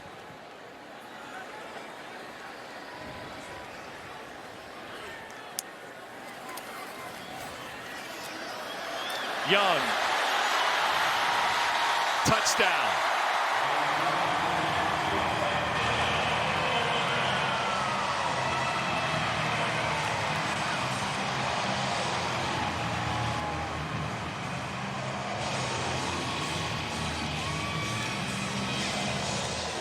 It's a 100-yard rushing game for Bryce Young on 5 carries. Again, he's so calm moving the pocket. I mean, look, that's a little disrespect there. He looks behind him, just run straight for the goal line. I love it, though. I mean, he's in total control. It's a Saturday night stroll for Bryce Young.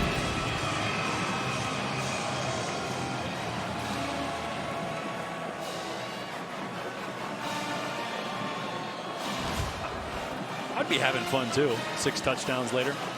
Yeah, you think? Well, he's a big Steph Curry fan, and so you look how Steph carries himself when he's on the floor pregame, getting ready, and it's work, but it's also kind of Cali cool, right? And the looseness that they carry themselves around. with. Always look calm, collected, but also like you're having fun the whole time. He just needs a hype man like Draymond Green is. Towards the end of warmups, he threw about a 40-yard touchdown pass on a go route, and as soon as he let go of it, he turned around. Just like Steph would on a 3-point attempt before it gets to the rim. And I'll let you guess where it ended up. In his receiver's hands.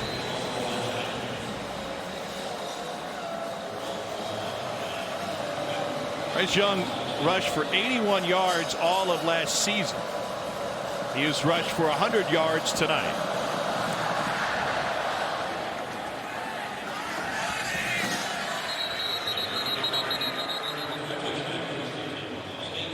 And there's Will Anderson Jr. going back to work. Cole, you had a chance to talk with Blake Anderson at the half. What did the Utah State head coach tell you? He said, we just want to treat it like it's 0-0. We're going to play a lot of guys, want to get great effort. We want to actually take something away from this game. So execution going to be critical. Going to keep coaching our guys up. And obviously something that we want to be able to build on for the rest of the season.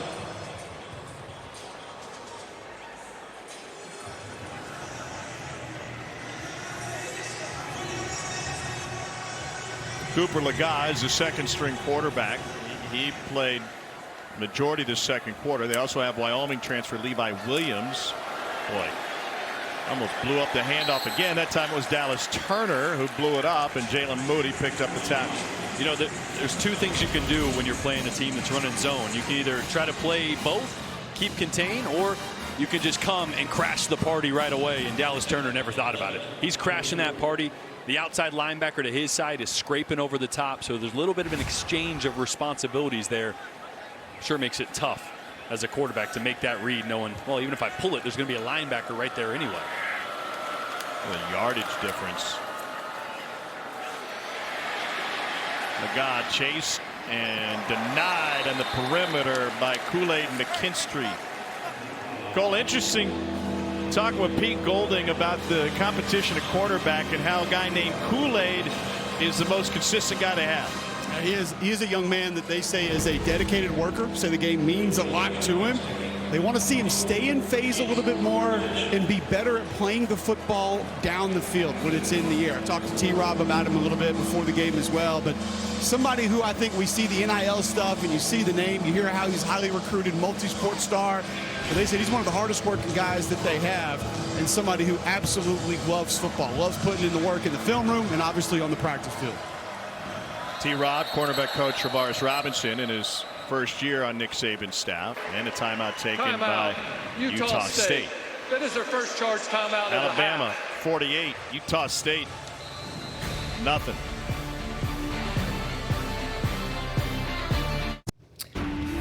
Dari Noke in studio. It has been back and forth at the Swamp. Utah leading Florida 19-14, early fourth. Montrell Johnson Jr.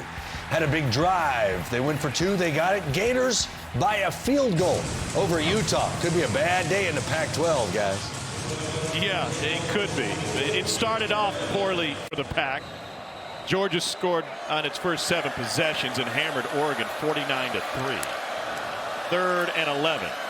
Coming out of the timeout, nowhere to run. Calvin Tyler Jr. no gain. But that Florida-Utah game, guys, that's pivotal, I feel, not just for the Pac-12, but for the SEC, for Billy Napier, for Florida, for that rebuild, man, you just hit fast forward if you pull that thing off. Absolutely. I think we're all wondering what the culture was going to be like, how hard they were going to play. I think both those things last year at times didn't live up to the standard that we're used to seeing at Florida football. And he got talent on that roster. Anthony Richardson, one of the most talented players, dual threat quarterbacks in the entire country, having a big day. In Utah, Cole, we were talking about it. To me, Utah is still, it's a close game, but still a team I expect to be in it at the end, if not a playoff team. Remember, they lost early last year, Cole. We're looking at the top 10 in results so far today. Number 1 going to stay number 1, and Ohio State trailing Notre Dame. Wow. I think that Ohio State score, I know there's a lot of ball left with Utah, Florida, but that's the biggest surprise to me right now. And maybe not even that Notre Dame is up, but 7 points for Ohio State? Everybody and the brother thought the over was going to hit on that thing. That is I know where you are. Defensive slobber knock. No, just my brother. He's not very smart. New quarterback in for Alabama. Jalen Milroe will get snaps, and Bryce Young's night is done. Product out of Katy, Texas, Tompkins High School in his second year in the program.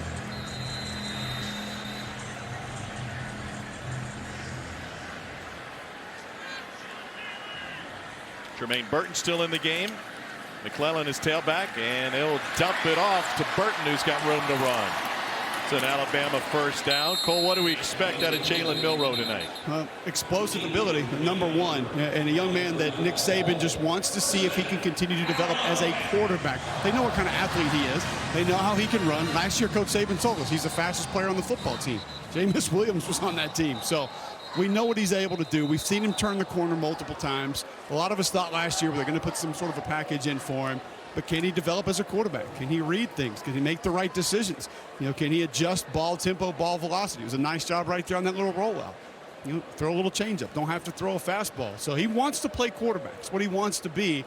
And Nick Saban, Alabama, are going to give him that opportunity. Cole mentioned fastballs and changeups. He throws a slider sometimes too. Yeah, we were down there watching him. The arm talent it jumps out, right? Everything he lets go is a rocket. But yeah, an interesting ball flight. We were kind of noticing every quarterback's got a little different. His tails a little bit. That ball tails a little bit as it's traveling through the air. Doesn't really matter. It's just unique. Every thrower is a little bit unique. I tell you what, the physical tools are there.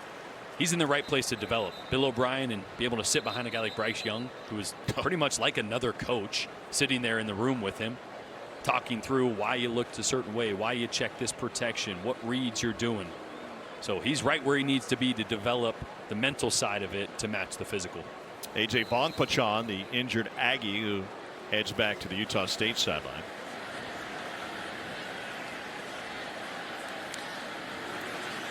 Milroe puts it in McClellan's belly, and he's got the sideline. Just crunching down there. First down. What's crazy about Jalen Milroe is in any other offense outside of maybe Ohio State, he would have a package and he would have plays. Woo, they're hitting. He would have design packages and plays every single game. The problem here is you're going to take him out. I mean, sorry, you're going to take the Heisman Trophy winner out? No, you're not, right? So, I mean, he's that talented. Any other roster outside of maybe Ohio State and C.J. Stroud, he'd be getting a lot of playing time in every game. Delivers that thing on time. A spin move by Burton. Back the other way. Bill O'Brien spoke with us about Jalen Milroe yesterday, and he said, last year we had some plays for him, and he held his hands out about the size of an index card, and this year that has grown and will continue to add to his plate. 6'2", 212. There's Bill O'Brien in the middle.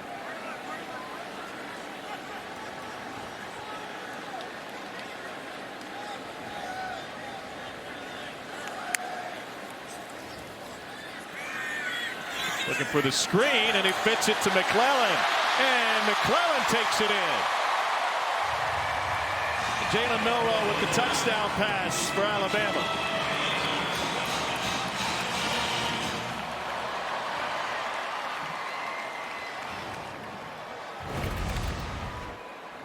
Boy, watch these guys get out and block. Kendall Randolph here, number 60 on the left side, just keeps driving this guy. Locks in, keeps driving him, pushes him all the way out of the way. Cole, you near a monitor, you see that? Oh, yeah. Love it. There have been some really nice combo blocks and individual efforts in the run game on that drive from that offensive line.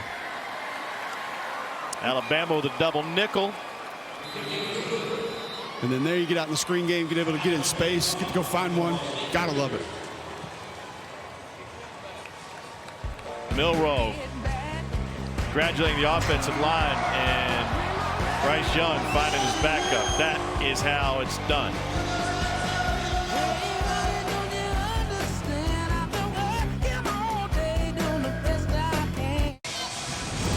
Let's take a look at the road to the championship, brought to you by Mercedes-Benz.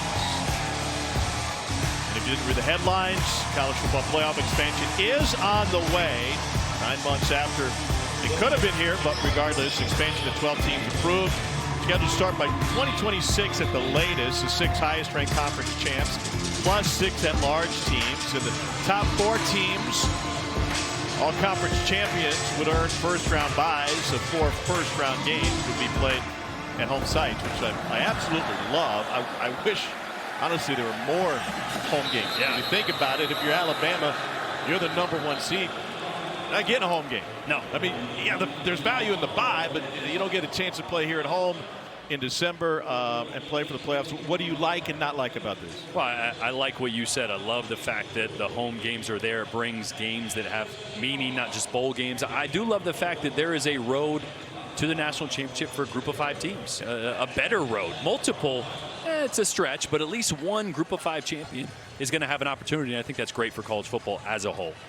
Greg Sankey was asked about it today in Atlanta before the Georgia-Oregon game, and he pointed out that, listen, this is not any different really than what we had, and it was just delayed by 9 months. And this is a very complicated process.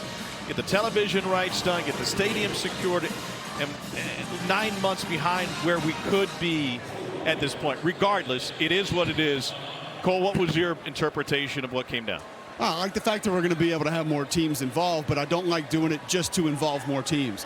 I still am a proponent of earning your way into the playoff. I think the way that it's structured, a lot of it is going to allow for that. I do think that they had to go ahead and say the top 6 top-ranked conference opponents, and you can't just go out and say Power 5 right champions. now. Yeah, correct.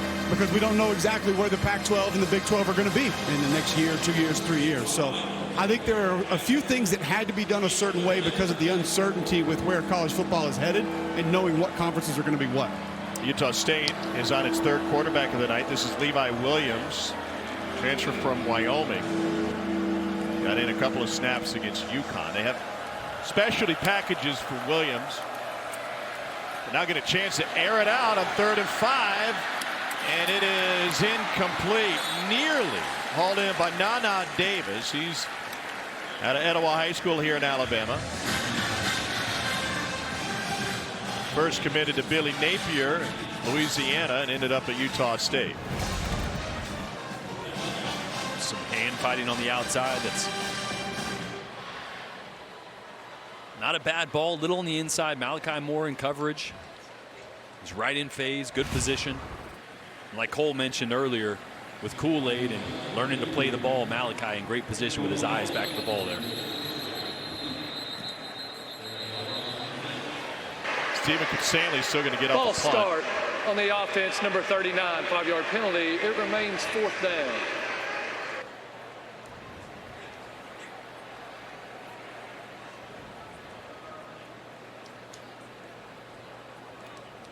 And so they'll back him up a little bit further. We had an Aussie punter from Ball State Thursday night that loved ice cream sandwiches. Cold. What about Stephen Stanley? Did you learn anything about this, Aussie? Asked him before the game if he had an ice cream sandwich before he came to the United States. He confirmed that he had not. Did not know what it was. Had not heard of it. He did, however, say, I need to know exactly what you're talking about because we have variations of it in Australia. And I just said, you know, the old school 2 chocolate wafers, ice cream in the middle. He said, nope, never had one. That's very good. What are they? That's not an ice cream down sandwich. Under? This is an ice cream sandwich. Here's notable future conference changes coming your way. Of course, Alabama goes to the OK Royal Memorial Stadium next week to take on Texas. Oklahoma and Texas scheduled to join in 25. Big Ten, you know, You didn't read the headlines this offseason. We'll get UCLA and USC. And the Big 12 next year will add Cincinnati, Houston, UCF, and BYU. How does all this get impacted possibly by a 12-team playoff? Yeah, I think it accelerates some of those conversations, right? I mean, there's timelines for when teams are going to come over, 2025, 2024. Obviously, right now, that new change would be 2026 for the playoffs. Illegal snap on the offense, number 56. 5-yard penalty. It remains first down. I think there's still a huge push. A lot to be done, as Greg Sankey was mentioning. He wish he would have done it, started 9 months ago, but there's a chance that happens earlier. If so, I think some of those conference changes could happen earlier as well. Quinn Ewers has thrown for a couple of touchdowns. Texas leads Louisiana Monroe 30-3. They're in the third quarter.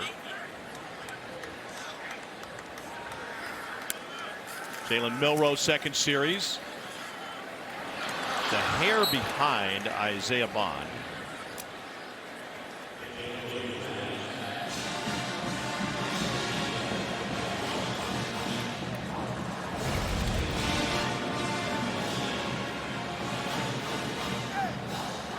This comes down to mechanics, right?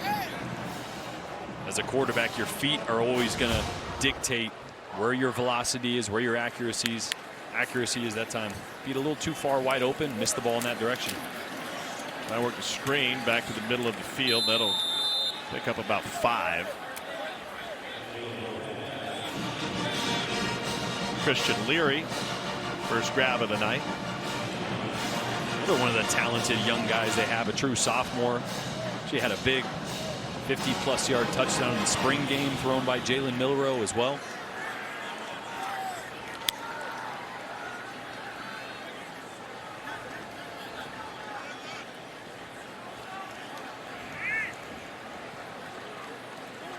Bama averaging 8.5 yards per play. Milroe gets it out. Trey Sanders. Welcome to the game. Pickup of 11.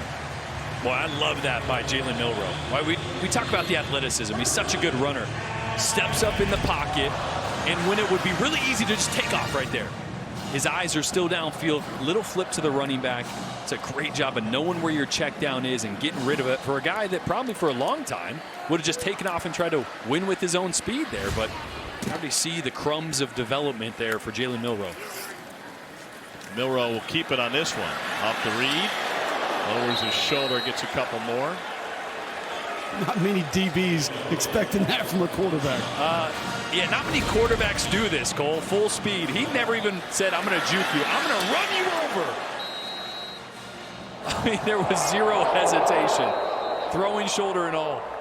Come on. As Gervin Hall, who very well could have ended up in an Alabama uniform at Palm Beach Gardens High School, was a 4-star recruit. A.J. Vongpachan in his calf cramp treated once again. Hall ended up playing at Miami to start his college career, but wasn't that long ago when he was a junior in high school that Nick Saban showed up on campus on a recruiting visit. It was early enough, couldn't visit with Hall, but there's Coach Saban and Mike Loxley getting out of the chopper, showing up in Palm Beach back in 2017. I think there's cream pies in that chopper. I don't know. It looks kind of like a Harrison Ford movie. Like he'd be the president in the Harrison Ford movie. And Loxley's Secret Service. Yeah, just going to, take down a terrorist or something. I mean, very presidential look there by Nick Saban. 2nd and 3 now. Uh-oh. Going deep. Intercepted. Ike Larson with the takeaway. Great recovery by Larson and cut right in front of Christian Leary for the pick. Couple flags down late. Might cost some yardage on the return, but looks like the pick will stand.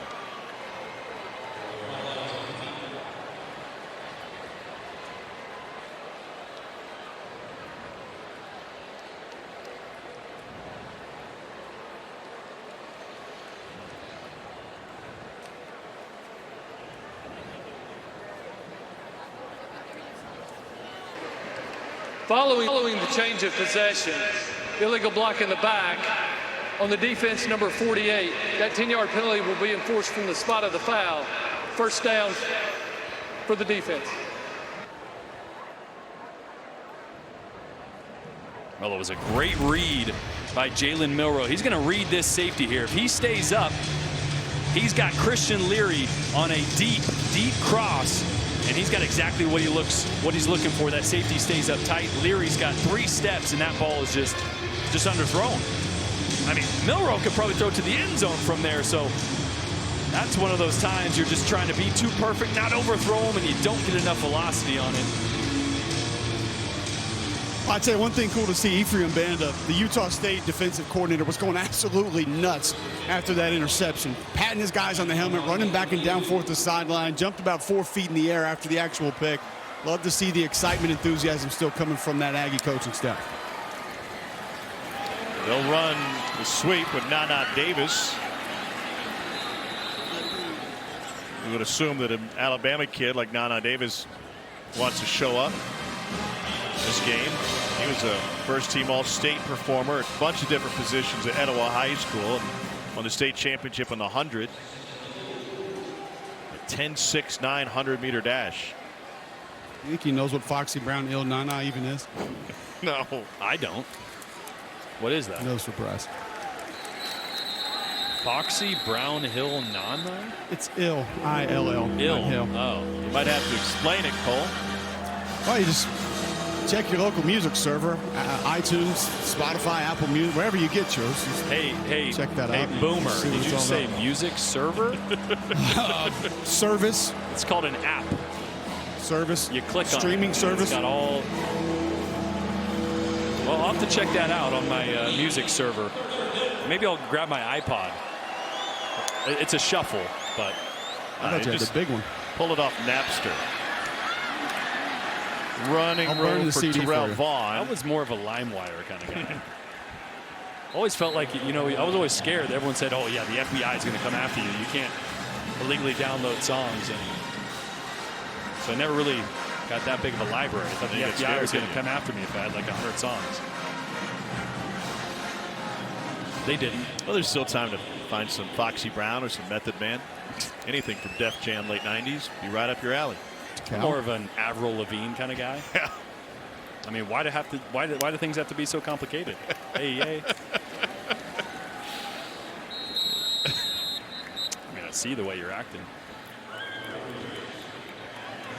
Like you're somebody else. Gets me frustrated. Memo to our bosses, we need a close game soon.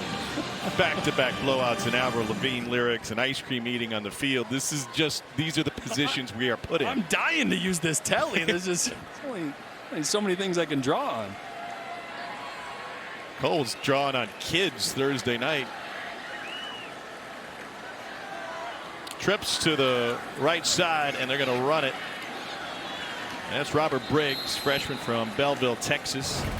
Well, sometimes you just, this guy's going to go this way. He's probably going to go there. That guy's going to go there. That guy's going to go there. He's probably going to go there. He's going to try to hand it off here. And then it's just kind of, you know, sometimes you just want to draw on the screen. That's kind of what happens. Is that your John Madden tribute? Oh, boom. They're down 2. A little hurdle right into the waiting arms of DJ Dale.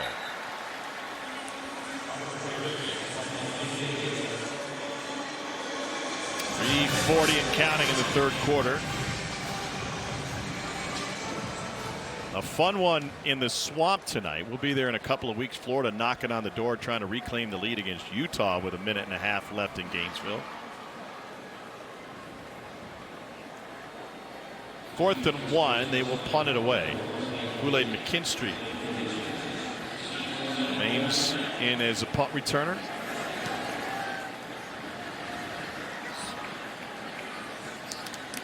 And that is a punt and a catch, 35-yard punt. Alabama will be backed up. We'll see who they bring out for quarterback and if Milroe stays in the game here in the third quarter. When we say celebrate the good, we mean celebrate the good. And good things come in pairs. Fried chicken and a nice cold beer, classic good. Avocado toast and a mimosa, you guessed it, good. Or pigs in a blanket with your little pigs in a blanket. Good food, good drink, good people. Celebrate the good. All in South Carolina, the block punt, DQ Smith picks it up, gonna march it in. This was just after Spencer Rattler's first touchdown pass as a Gamecock, and suddenly, look at Shane Beamer. I mean, he can't contain himself. He dancing all night, 28-14. Look at this. Oh, you love the emotion, gentlemen. It's like being around you guys. I don't know what that dance move was. Milroe still in the game, and he hands it off. Based on your dance repertoire, I figured you know exactly what that is, because it's kind of the only move you have. Yeah, it's called the dad move. Do the dad dance. I'm hyper, don't know what to do with my hands or my feet. I'm just going to move them fast. 55-0. The previous largest season opening win for Alabama under Nick Saban was 2016 against USC. They smoked him by 46. Got 3 freshman wideouts. Yeah. Flag on the play on the completion, and here's a guy people are really excited about, Manuel Henderson Jr.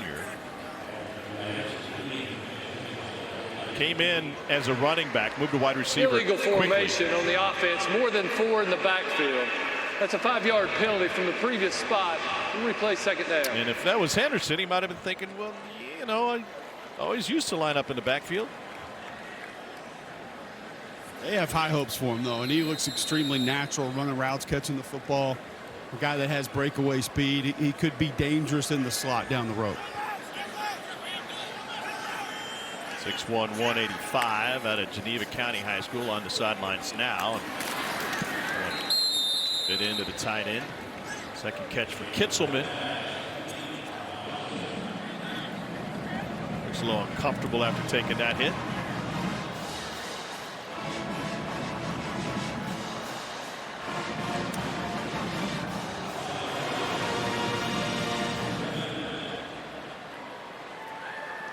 Third down 5. Florida has just taken the lead on Utah. Anthony Richardson looking to lead the Gators to a major upset week 1. Wow, there's a big hit. Ike Larson delivers another knock, this time on Kendrick Law.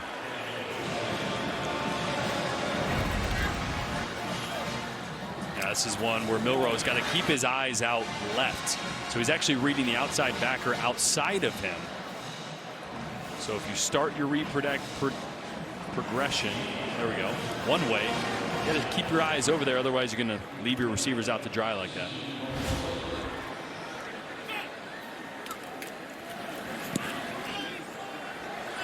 Good looking punt that time, and a fair catch taken. 1:02 left in the third quarter.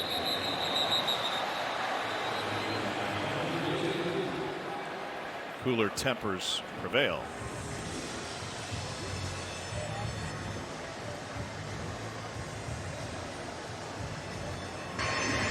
During the kick, holding on the receiving team number 7. That penalty will be enforced 10 yards from the end of the kick. First down. Let's get it to Laura Rutledge and our friends at Academy Sports and Outdoors.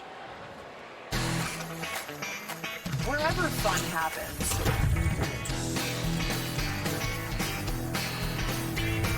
Academy Sports and Outdoors is there.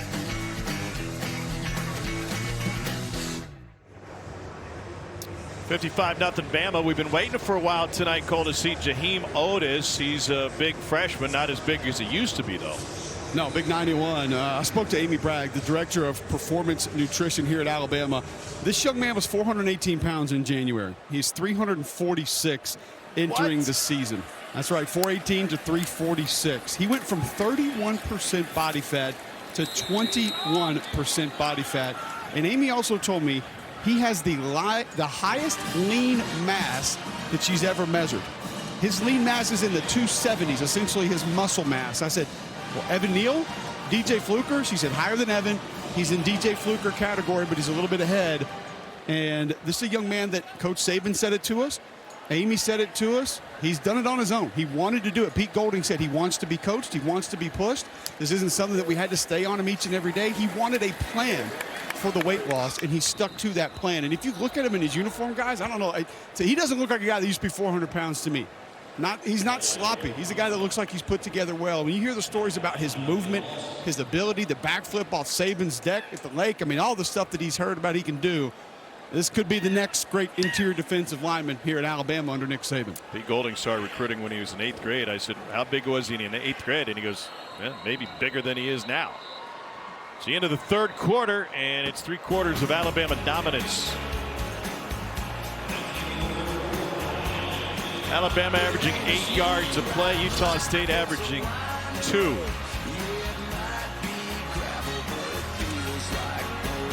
All Crimson Tide tonight.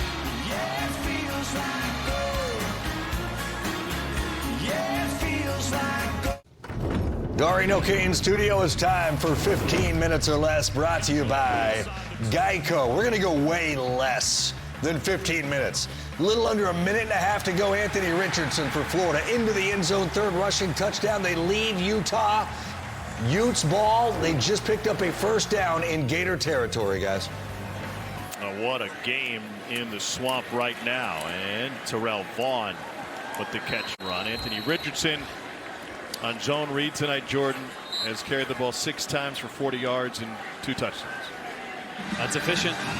I mean, look, we've known that this could happen, right? They have enough talent. Anthony Richardson is one of the more dynamic players in the entire country. As we'll keep you updated, it looks like Utah just went way into Florida territory inside the 20 now. 42 seconds left.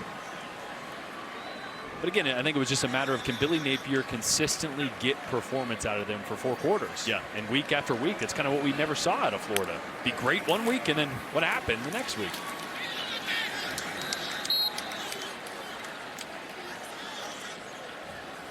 Levi Williams, the 3rd string quarterback. I say 3rd string coming into tonight for tonight's scenario, but he and Cooper Lega had shared time as the 2nd quarterback. In fact, it was Williams who played against UConn, and Lega did not. And they're very different, right? Lega is a manager. It's his 2nd year in the offense. He can manage the game. He's a good passer. Doesn't have elite arm talent. Levi Williams, they call him Big Truck. He's the one that's a little more dynamic with his feet, has a big old arm. Not as proficient at running everything. They have 2 backup quarterbacks who were each MVP of their bowl game last year. Yeah. Lega did it for Utah State, and Williams did it for Wyoming. And Wyoming was tweeting about needing a quarterback about a month before the season. Uh-oh. The portal strikes back. He was the first quarterback ever to rush for 200 yards, score 4 rushing touchdowns, and pass for another in a bowl game. That was in the famous Idaho Potato Bowl.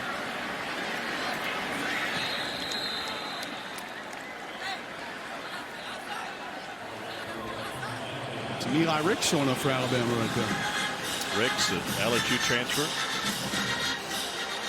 Makakona, the senior from West Valley City, Utah, was at Colorado Mesa before coming to Utah State. It's Jaheim Otis again. Utah State actually getting some good push. Little screen, set up some blocks nicely. Nice push on the right side of the offensive line there. Williams gets hit in the backfield, escapes, and then took a crunching hit. There's been multiple plays up at the line of scrimmage you've seen Brian Branch make tonight. He doesn't get a lot of the hype that some of these other defensive players or even DBs do. But 14, Nick Saban told us point blank, best defensive back on the team. Said he can play nickel, he can play safety. If we had to, if it came down to it, they believe he could play corner for them. Invaluable to this Alabama defense.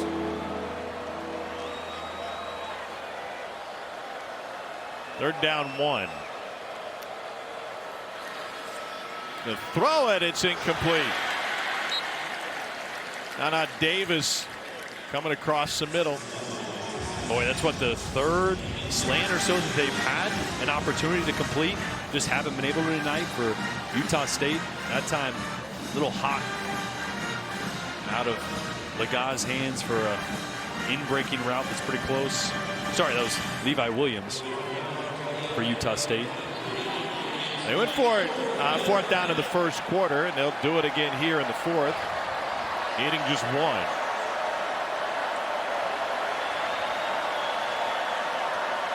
They go zone read to the top here. Yep.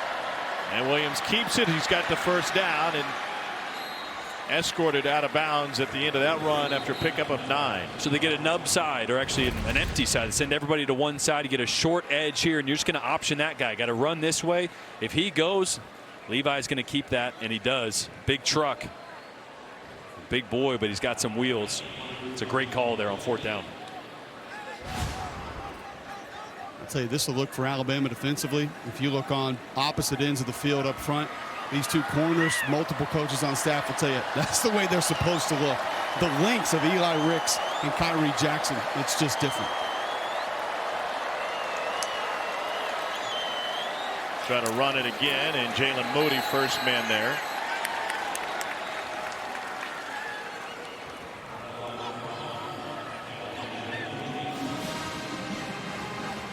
Just got a chance to see Levi Williams, his athleticism. Blake Anderson, head coach, also said he can throw it 75 yards. 75. That's a big old huck. They can throw right over them there mountains. Oh, him and Uncle Rico, Yeah. absolutely. Wonder if he's going to vote for Pedro.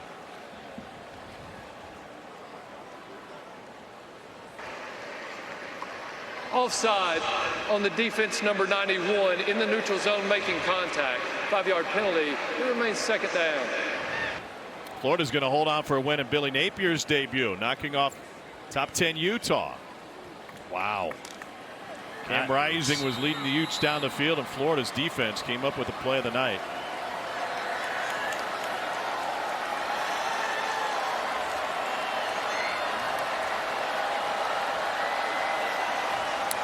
Two big SEC versus Pac-12 wins for the league today. Into the end zone and incomplete. Were you surprised with the ease with which Georgia dispatched Oregon to start the day? Yeah, a little bit. I mean, Oregon has a great set of linebackers, but not the same up front that they were. And I just think we're realizing how good that Georgia offense really is with Stetson Bennett. Another year, the confidence, the tight ends they have. And I've said it before, I think it's the most underrated group of receivers in the SEC with A.D. Mitchell, Ladd McConkey, a couple others that contributed today as well. That defense will come along, and Georgia's going to be scary once again. Bo Nix was intercepted twice by the Georgia defense today. Stetson Bennett threw for 368 and a couple of touchdowns. That was in one SEC Pac-12. Ball's loose, and it is fallen on by Utah State. Not Davis with the recovery. You know what's crazy about that stat with Georgia as we look at the replay here? No, we don't need a replay. Okay, good. So I was looking into it a little bit earlier for our SEC Nation show, and I was just thinking Georgia's going to have to win differently, right? Their defense is going to be good, maybe not as good. So instead of 10 points a game, it's 15, 16, whatever it is. They're still going to be elite. But I was thinking this offense is going to be different. And Stetson Bennett last year in the regular season didn't throw for more than 300 yards once. Only had 17 completions. That was the most in one game. He averaged 10 completions a game in the regular season. So Stetson Bennett was a great quarterback last year. Didn't really have to do much. I think he's going to carry a lot more of a load this year with how they're going to operate on offense. Fair catch taken. When we return, Dari Noka will show you the play that sealed the win for Florida against Utah. That's right after this timeout. Dari Noka, Tom mentioned it. Here's how it ended. Utah driving with a chance to beat Florida. Cam Rising picked off in the end zone by Amari Burney, in the Billy Napier era in Gainesville starts with a bang. 29-26. Gators, guys. Sorry, that is huge for Billy Napier and that Florida fan base. Man, what a win. That's the kind of win that can propel a team to a level that they might not have gotten to. Right, you limp through that, or you lose that game. That can set the tone for. I have a comp for you. I mean, Ed Ogeron's last year at LSU, they go out to UCLA. Yeah. They lose that game. Next thing you know, a bunch of guys come up with ailments and can't finish the season, and they play a bowl game with like half their roster. Yeah, and when you're a new coach, you're looking for buy-in, right? Yeah. I mean, everyone's always going to look at a new coach, and I've been there. James Franklin came into Vanderbilt. And you want to believe it, but you don't truly believe it till you see the product on the field, till you see the changes in action, not just in practice. It's a good-looking throw. There's something that Bryce Young told us yesterday that I think fits that in a micro sense, and he was talking about being a leader for his teammates. And he said it's easier to correct them when they believe in you. And certainly, who would doubt him after last season? But those leadership skills that he went to Nick Saban and said, I want help in this area. And Saban was talking about it with us yesterday, and his point was, if you're the quarterback, your job relies on everyone else to do their job. Ty Simpson in the game now for Alabama quarterback. And so why wouldn't you lead them and correct them? Because if they fail, then you fail as a quarterback. Third quarterback of the night. This is Simpson, Cole, and man, he looks like the next best thing at Bama. You talk about arm talent, ability to push the ball down the field. Throws a beautiful ball. Good poise in the pocket. Hadn't seen a ton of him, but really looked good in the spring game. What I've seen from him at practice, hard not to like what he has in that right arm. Another one of the many former 5 stars on this roster, a dual threat guy. But you're right, when you see him throw the ball, it comes out of his hand different. Mm-hmm.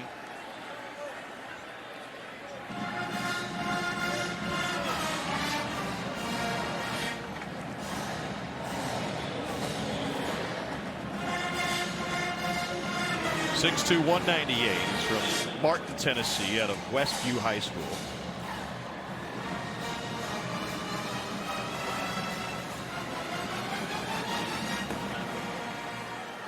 Third down 3.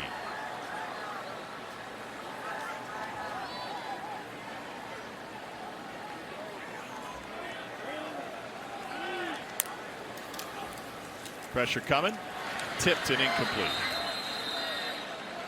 Tell you what I loved right there, though, we saw all night Bryce Young directing traffic, right? Yeah. I mentioned not just signaling to receivers, but right on that play right there, Ty Simpson slid the line.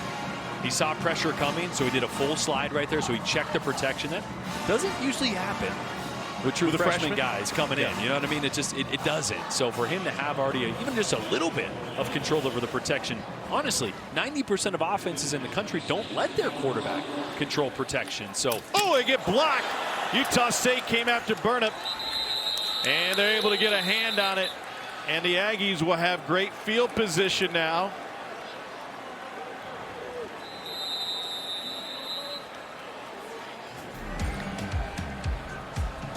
Oof. Best play of the night for Utah State, turned in by Ike Larson.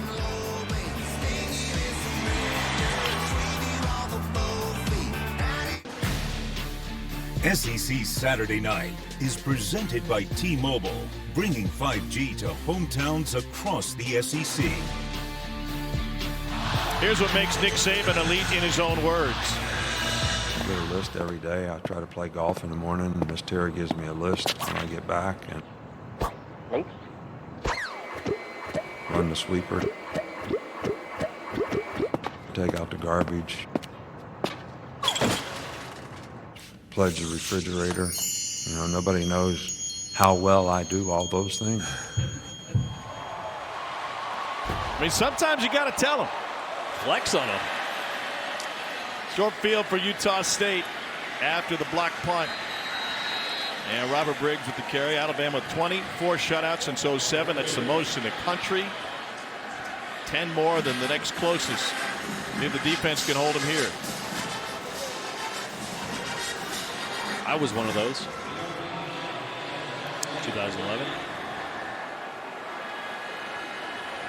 Did you have a chance to score? Yeah, I overthrew a double move that was wide open. That would have been like a 50, 60-yard touchdown. Is that the same game you got ear hold? Yeah, I was. I didn't really know my name for Why most would of you the bring game. that up? I just didn't know if he'd remember it, Cole. Briggs fighting, and they stop him short of the first down. That'll bring up 3rd and 1. Maybe we got a flag.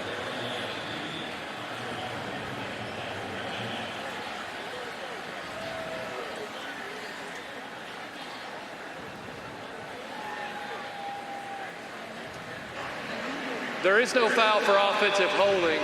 Third down. I wasn't going to mention it, but you brought up the game, so let's take a look at one of your highlights against Alabama. Wow. Wow, you have this.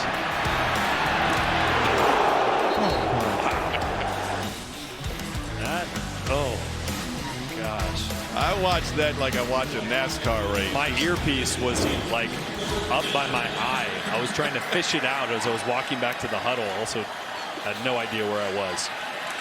3rd and 1, and that is incomplete. Better than your ear being up by your eye. Yeah, but who was it that welcomed you? Mark Barron. Yeah, Mark. he was only about 230 pounds. Probably ran a 4.5, and he got about a good 20-yard sprint right at me, and I never saw him. How was the line of sight out of your ear hole? It was not great. A little restrictive. You know, it's great that we ran speed option. The very next play call was speed option the opposite way. I took one step and pitched it, and I looked over at my coach like, you've got to be kidding me. Here you go. Utah State going for it on 4th and 1. Cooper Lagat, quarterback. Here comes the pressure from the edge, and the Aggies pick up the first down. Alabama trying to keep this shutout intact, but the Aggies with the 1st and 10 at the 20.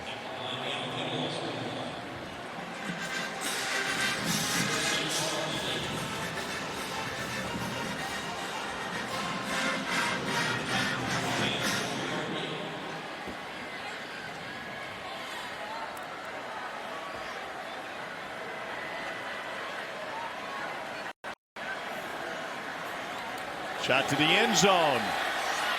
It is flagged on the play. Batted away by Eli Ricks and Malachi Moore helping out. We'll see which direction this one goes. It's got to be offensive. Eli Ricks was in great position. Forced the receiver to the sideline. There is no foul for pass interference. 2nd down. Good to see him pick this up. Look at this, great job. Turns, plays the ball, and that's. I think they easily could have kept that on the field and called that on the offense, but really good coverage there by Eli Ricks. Jalen Royals, the intended receiver. Pylon Cam shout out.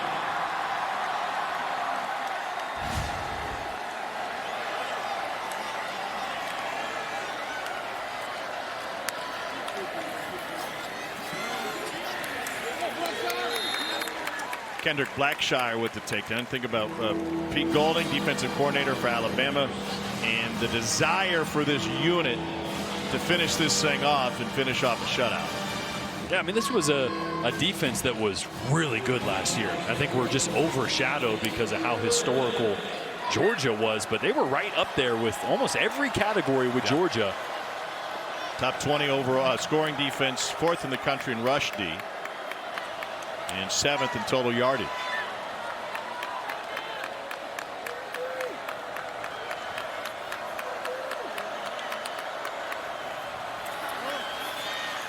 Needing 10 to get 4. You know, we've seen Utah State take some shots down the sideline, right? Yeah. I keep looking at it going, man, they got no room. Well, these receivers start so wide as it is. You don't really start with any room either, you know, so if you're going to try to run around them, you're already almost at the sideline. I like to see one of these times if they have man-to-man coverage out there, bring that receiver in just a couple steps. Give yourself some room out there for the quarterback to put the ball. Well, a shutout riding on this one. Utah State doesn't want the field goal, down 55 to keep the offense on the field. Needing 7. There's a shot to the end zone and incomplete. And a flag down. Nana Davis, defended by Brian Branch.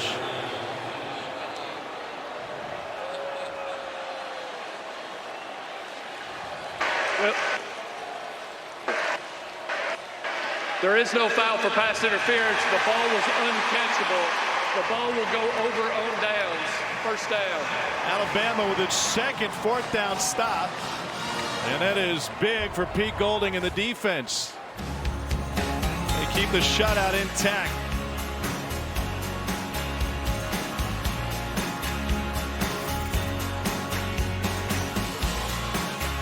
An impressive performance for Alabama tonight, a massive lead, a lot of players in the game. There will be a lot to write about this Crimson Tide football team this season, and it will never be done the same without Cecil Hurt working at the Tuscaloosa News. A graduate of Alabama, a guy who was not going to go into journalism, but he had a buddy in the sports information department that needed some help.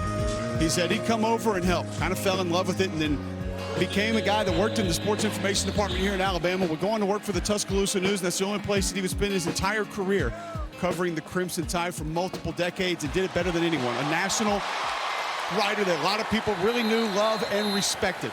And Alabama fans growing accustomed to somebody that if you were around, you enjoyed talking to him. He was a walking Alabama football encyclopedia.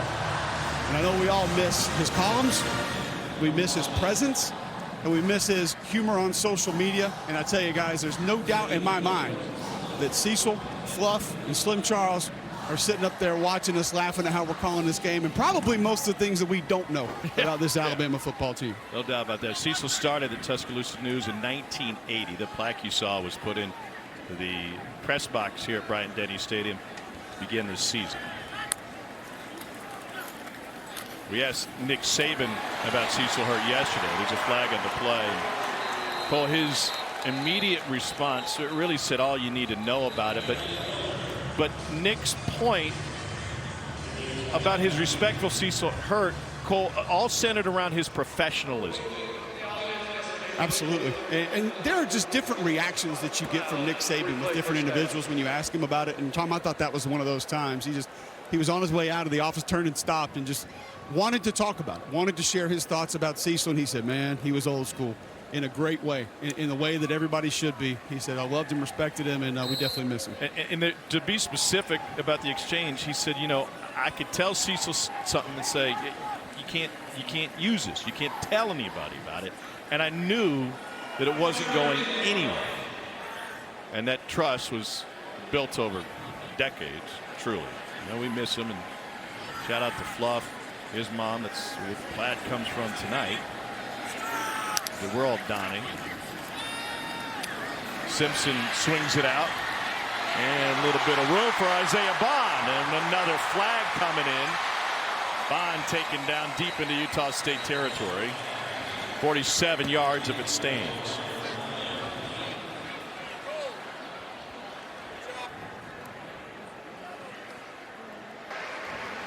Illegal block in the back on the offense, number 24. That penalty will be enforced 10 yards from the spot of the foul on first down.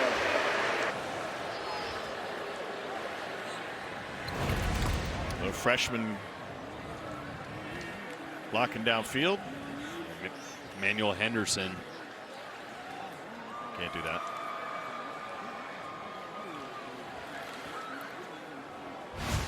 Oh, this is so good for these receivers, though.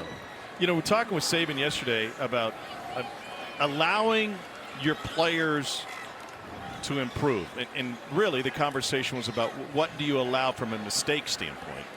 And he said mental mistakes, none. They will never be accepted. They cannot be accepted. If you don't know what you are supposed to be doing and you make a mental mistake, then you don't need to be on the field.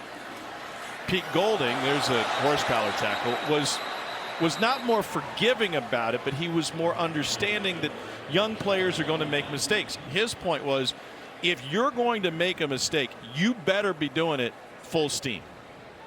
And that we can live with. Personal foul, illegal horse collar tackle on the defense, number 15. That 15-yard penalty will be enforced from the end of the run and carries an automatic first down. But Cole, big part of that conversation was, as we discussed before, the comp to Amari Cooper was building depth. And in games like this, an opportunity to get freshmen on the field, to learn who you can trust and learn who knows where they're supposed to be. And Nick Saban said mental mistakes will never be forgiven. I love the quote that he used with us. He said, you can't play winning football physically when you don't know what you're doing. And I think any of us that have played the game completely understand that. If you're questioning anything about your assignment or your alignment or who you're covering or where you're throwing the football or who to block, you're not going to give it full speed. There's always going to be a little bit of that doubt that creeps into the back of your mind, and these reps help build that confidence. Jamarian Miller with another carry, this time 2 for a loss. All right, so next week Alabama gets Texas. Game day is going to be in Austin for the Alabama-Texas matchup.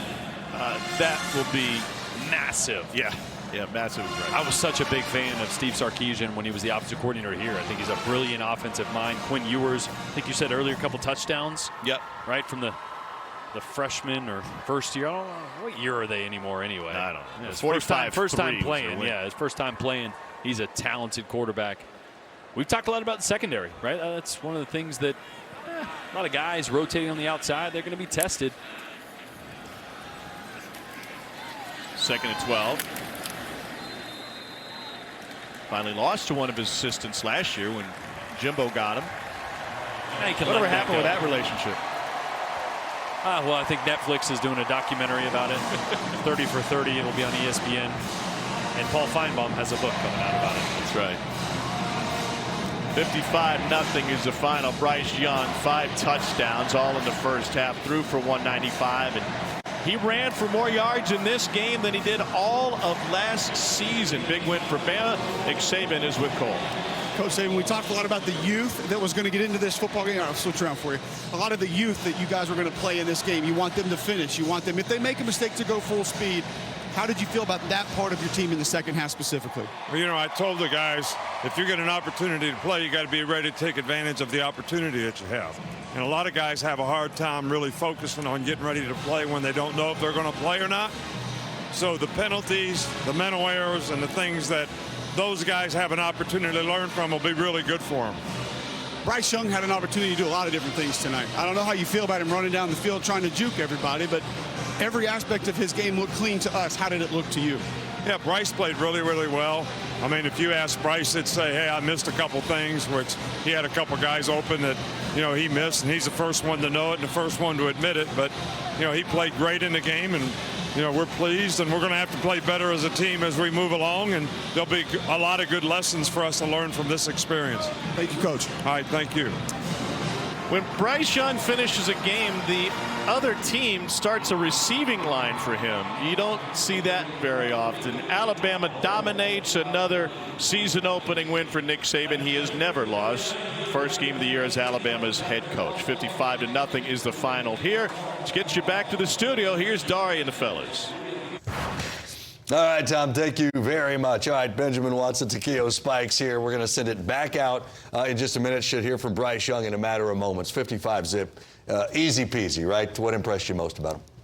I just think the control of how the number ones took over the entire game, not just offensively, but defensively. They played complementary football across the board in this show. 5 touchdown passes, a touchdown run for the Heisman Trophy winner, Bryce Young, who's standing by with Cole.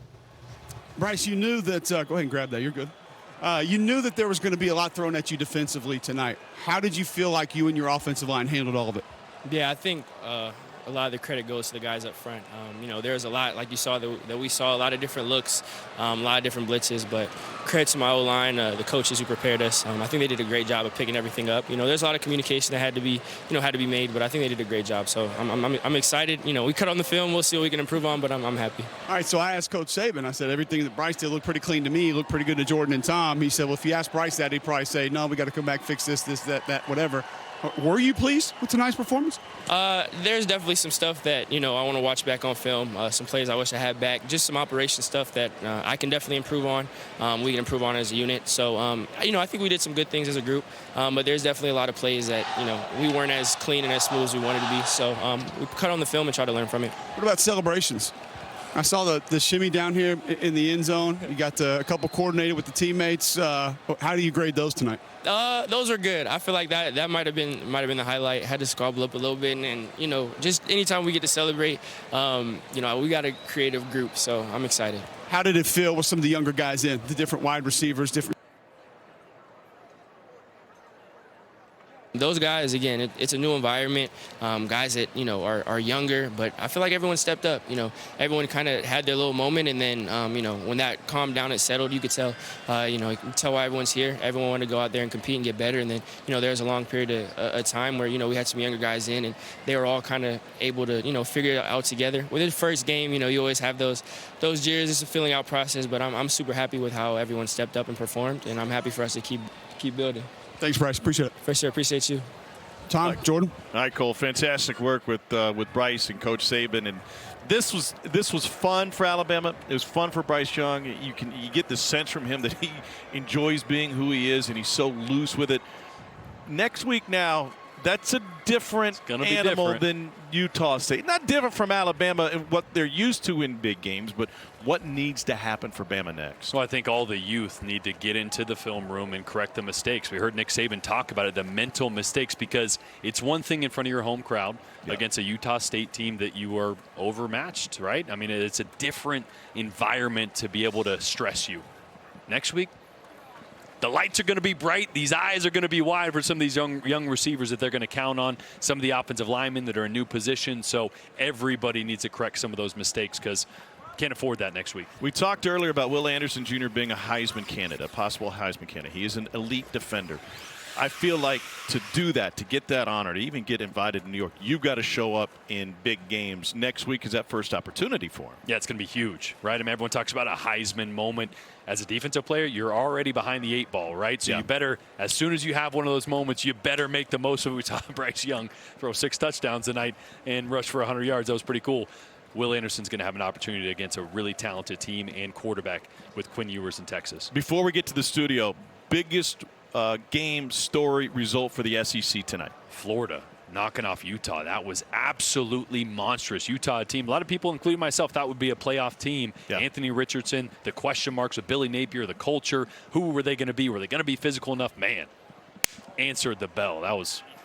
Can't wait to watch that one back. Utah got off to a slow start last year. They ended up in the Rose Bowl, but man, what the definition for Florida. And by the way, Georgia hammered Oregon earlier today. Stetson Bennett looked like Stetson Bennett. Well, yeah, he did. Picked up right where he left off in the national championship game. Again, it's going to be a different Georgia team. They're going to win different. They're going to defend different. They're going to be dangerous, though. This was a fun one here tonight, 55-0. We will see you next week from Baton Rouge. We'll see Brian Kelly's LSU team taking on Southern. That's the story from Bryant-Denny Stadium, where Bryce Young throws for 5 in the first half and takes the rest of the night off. Now it's the studio's turn.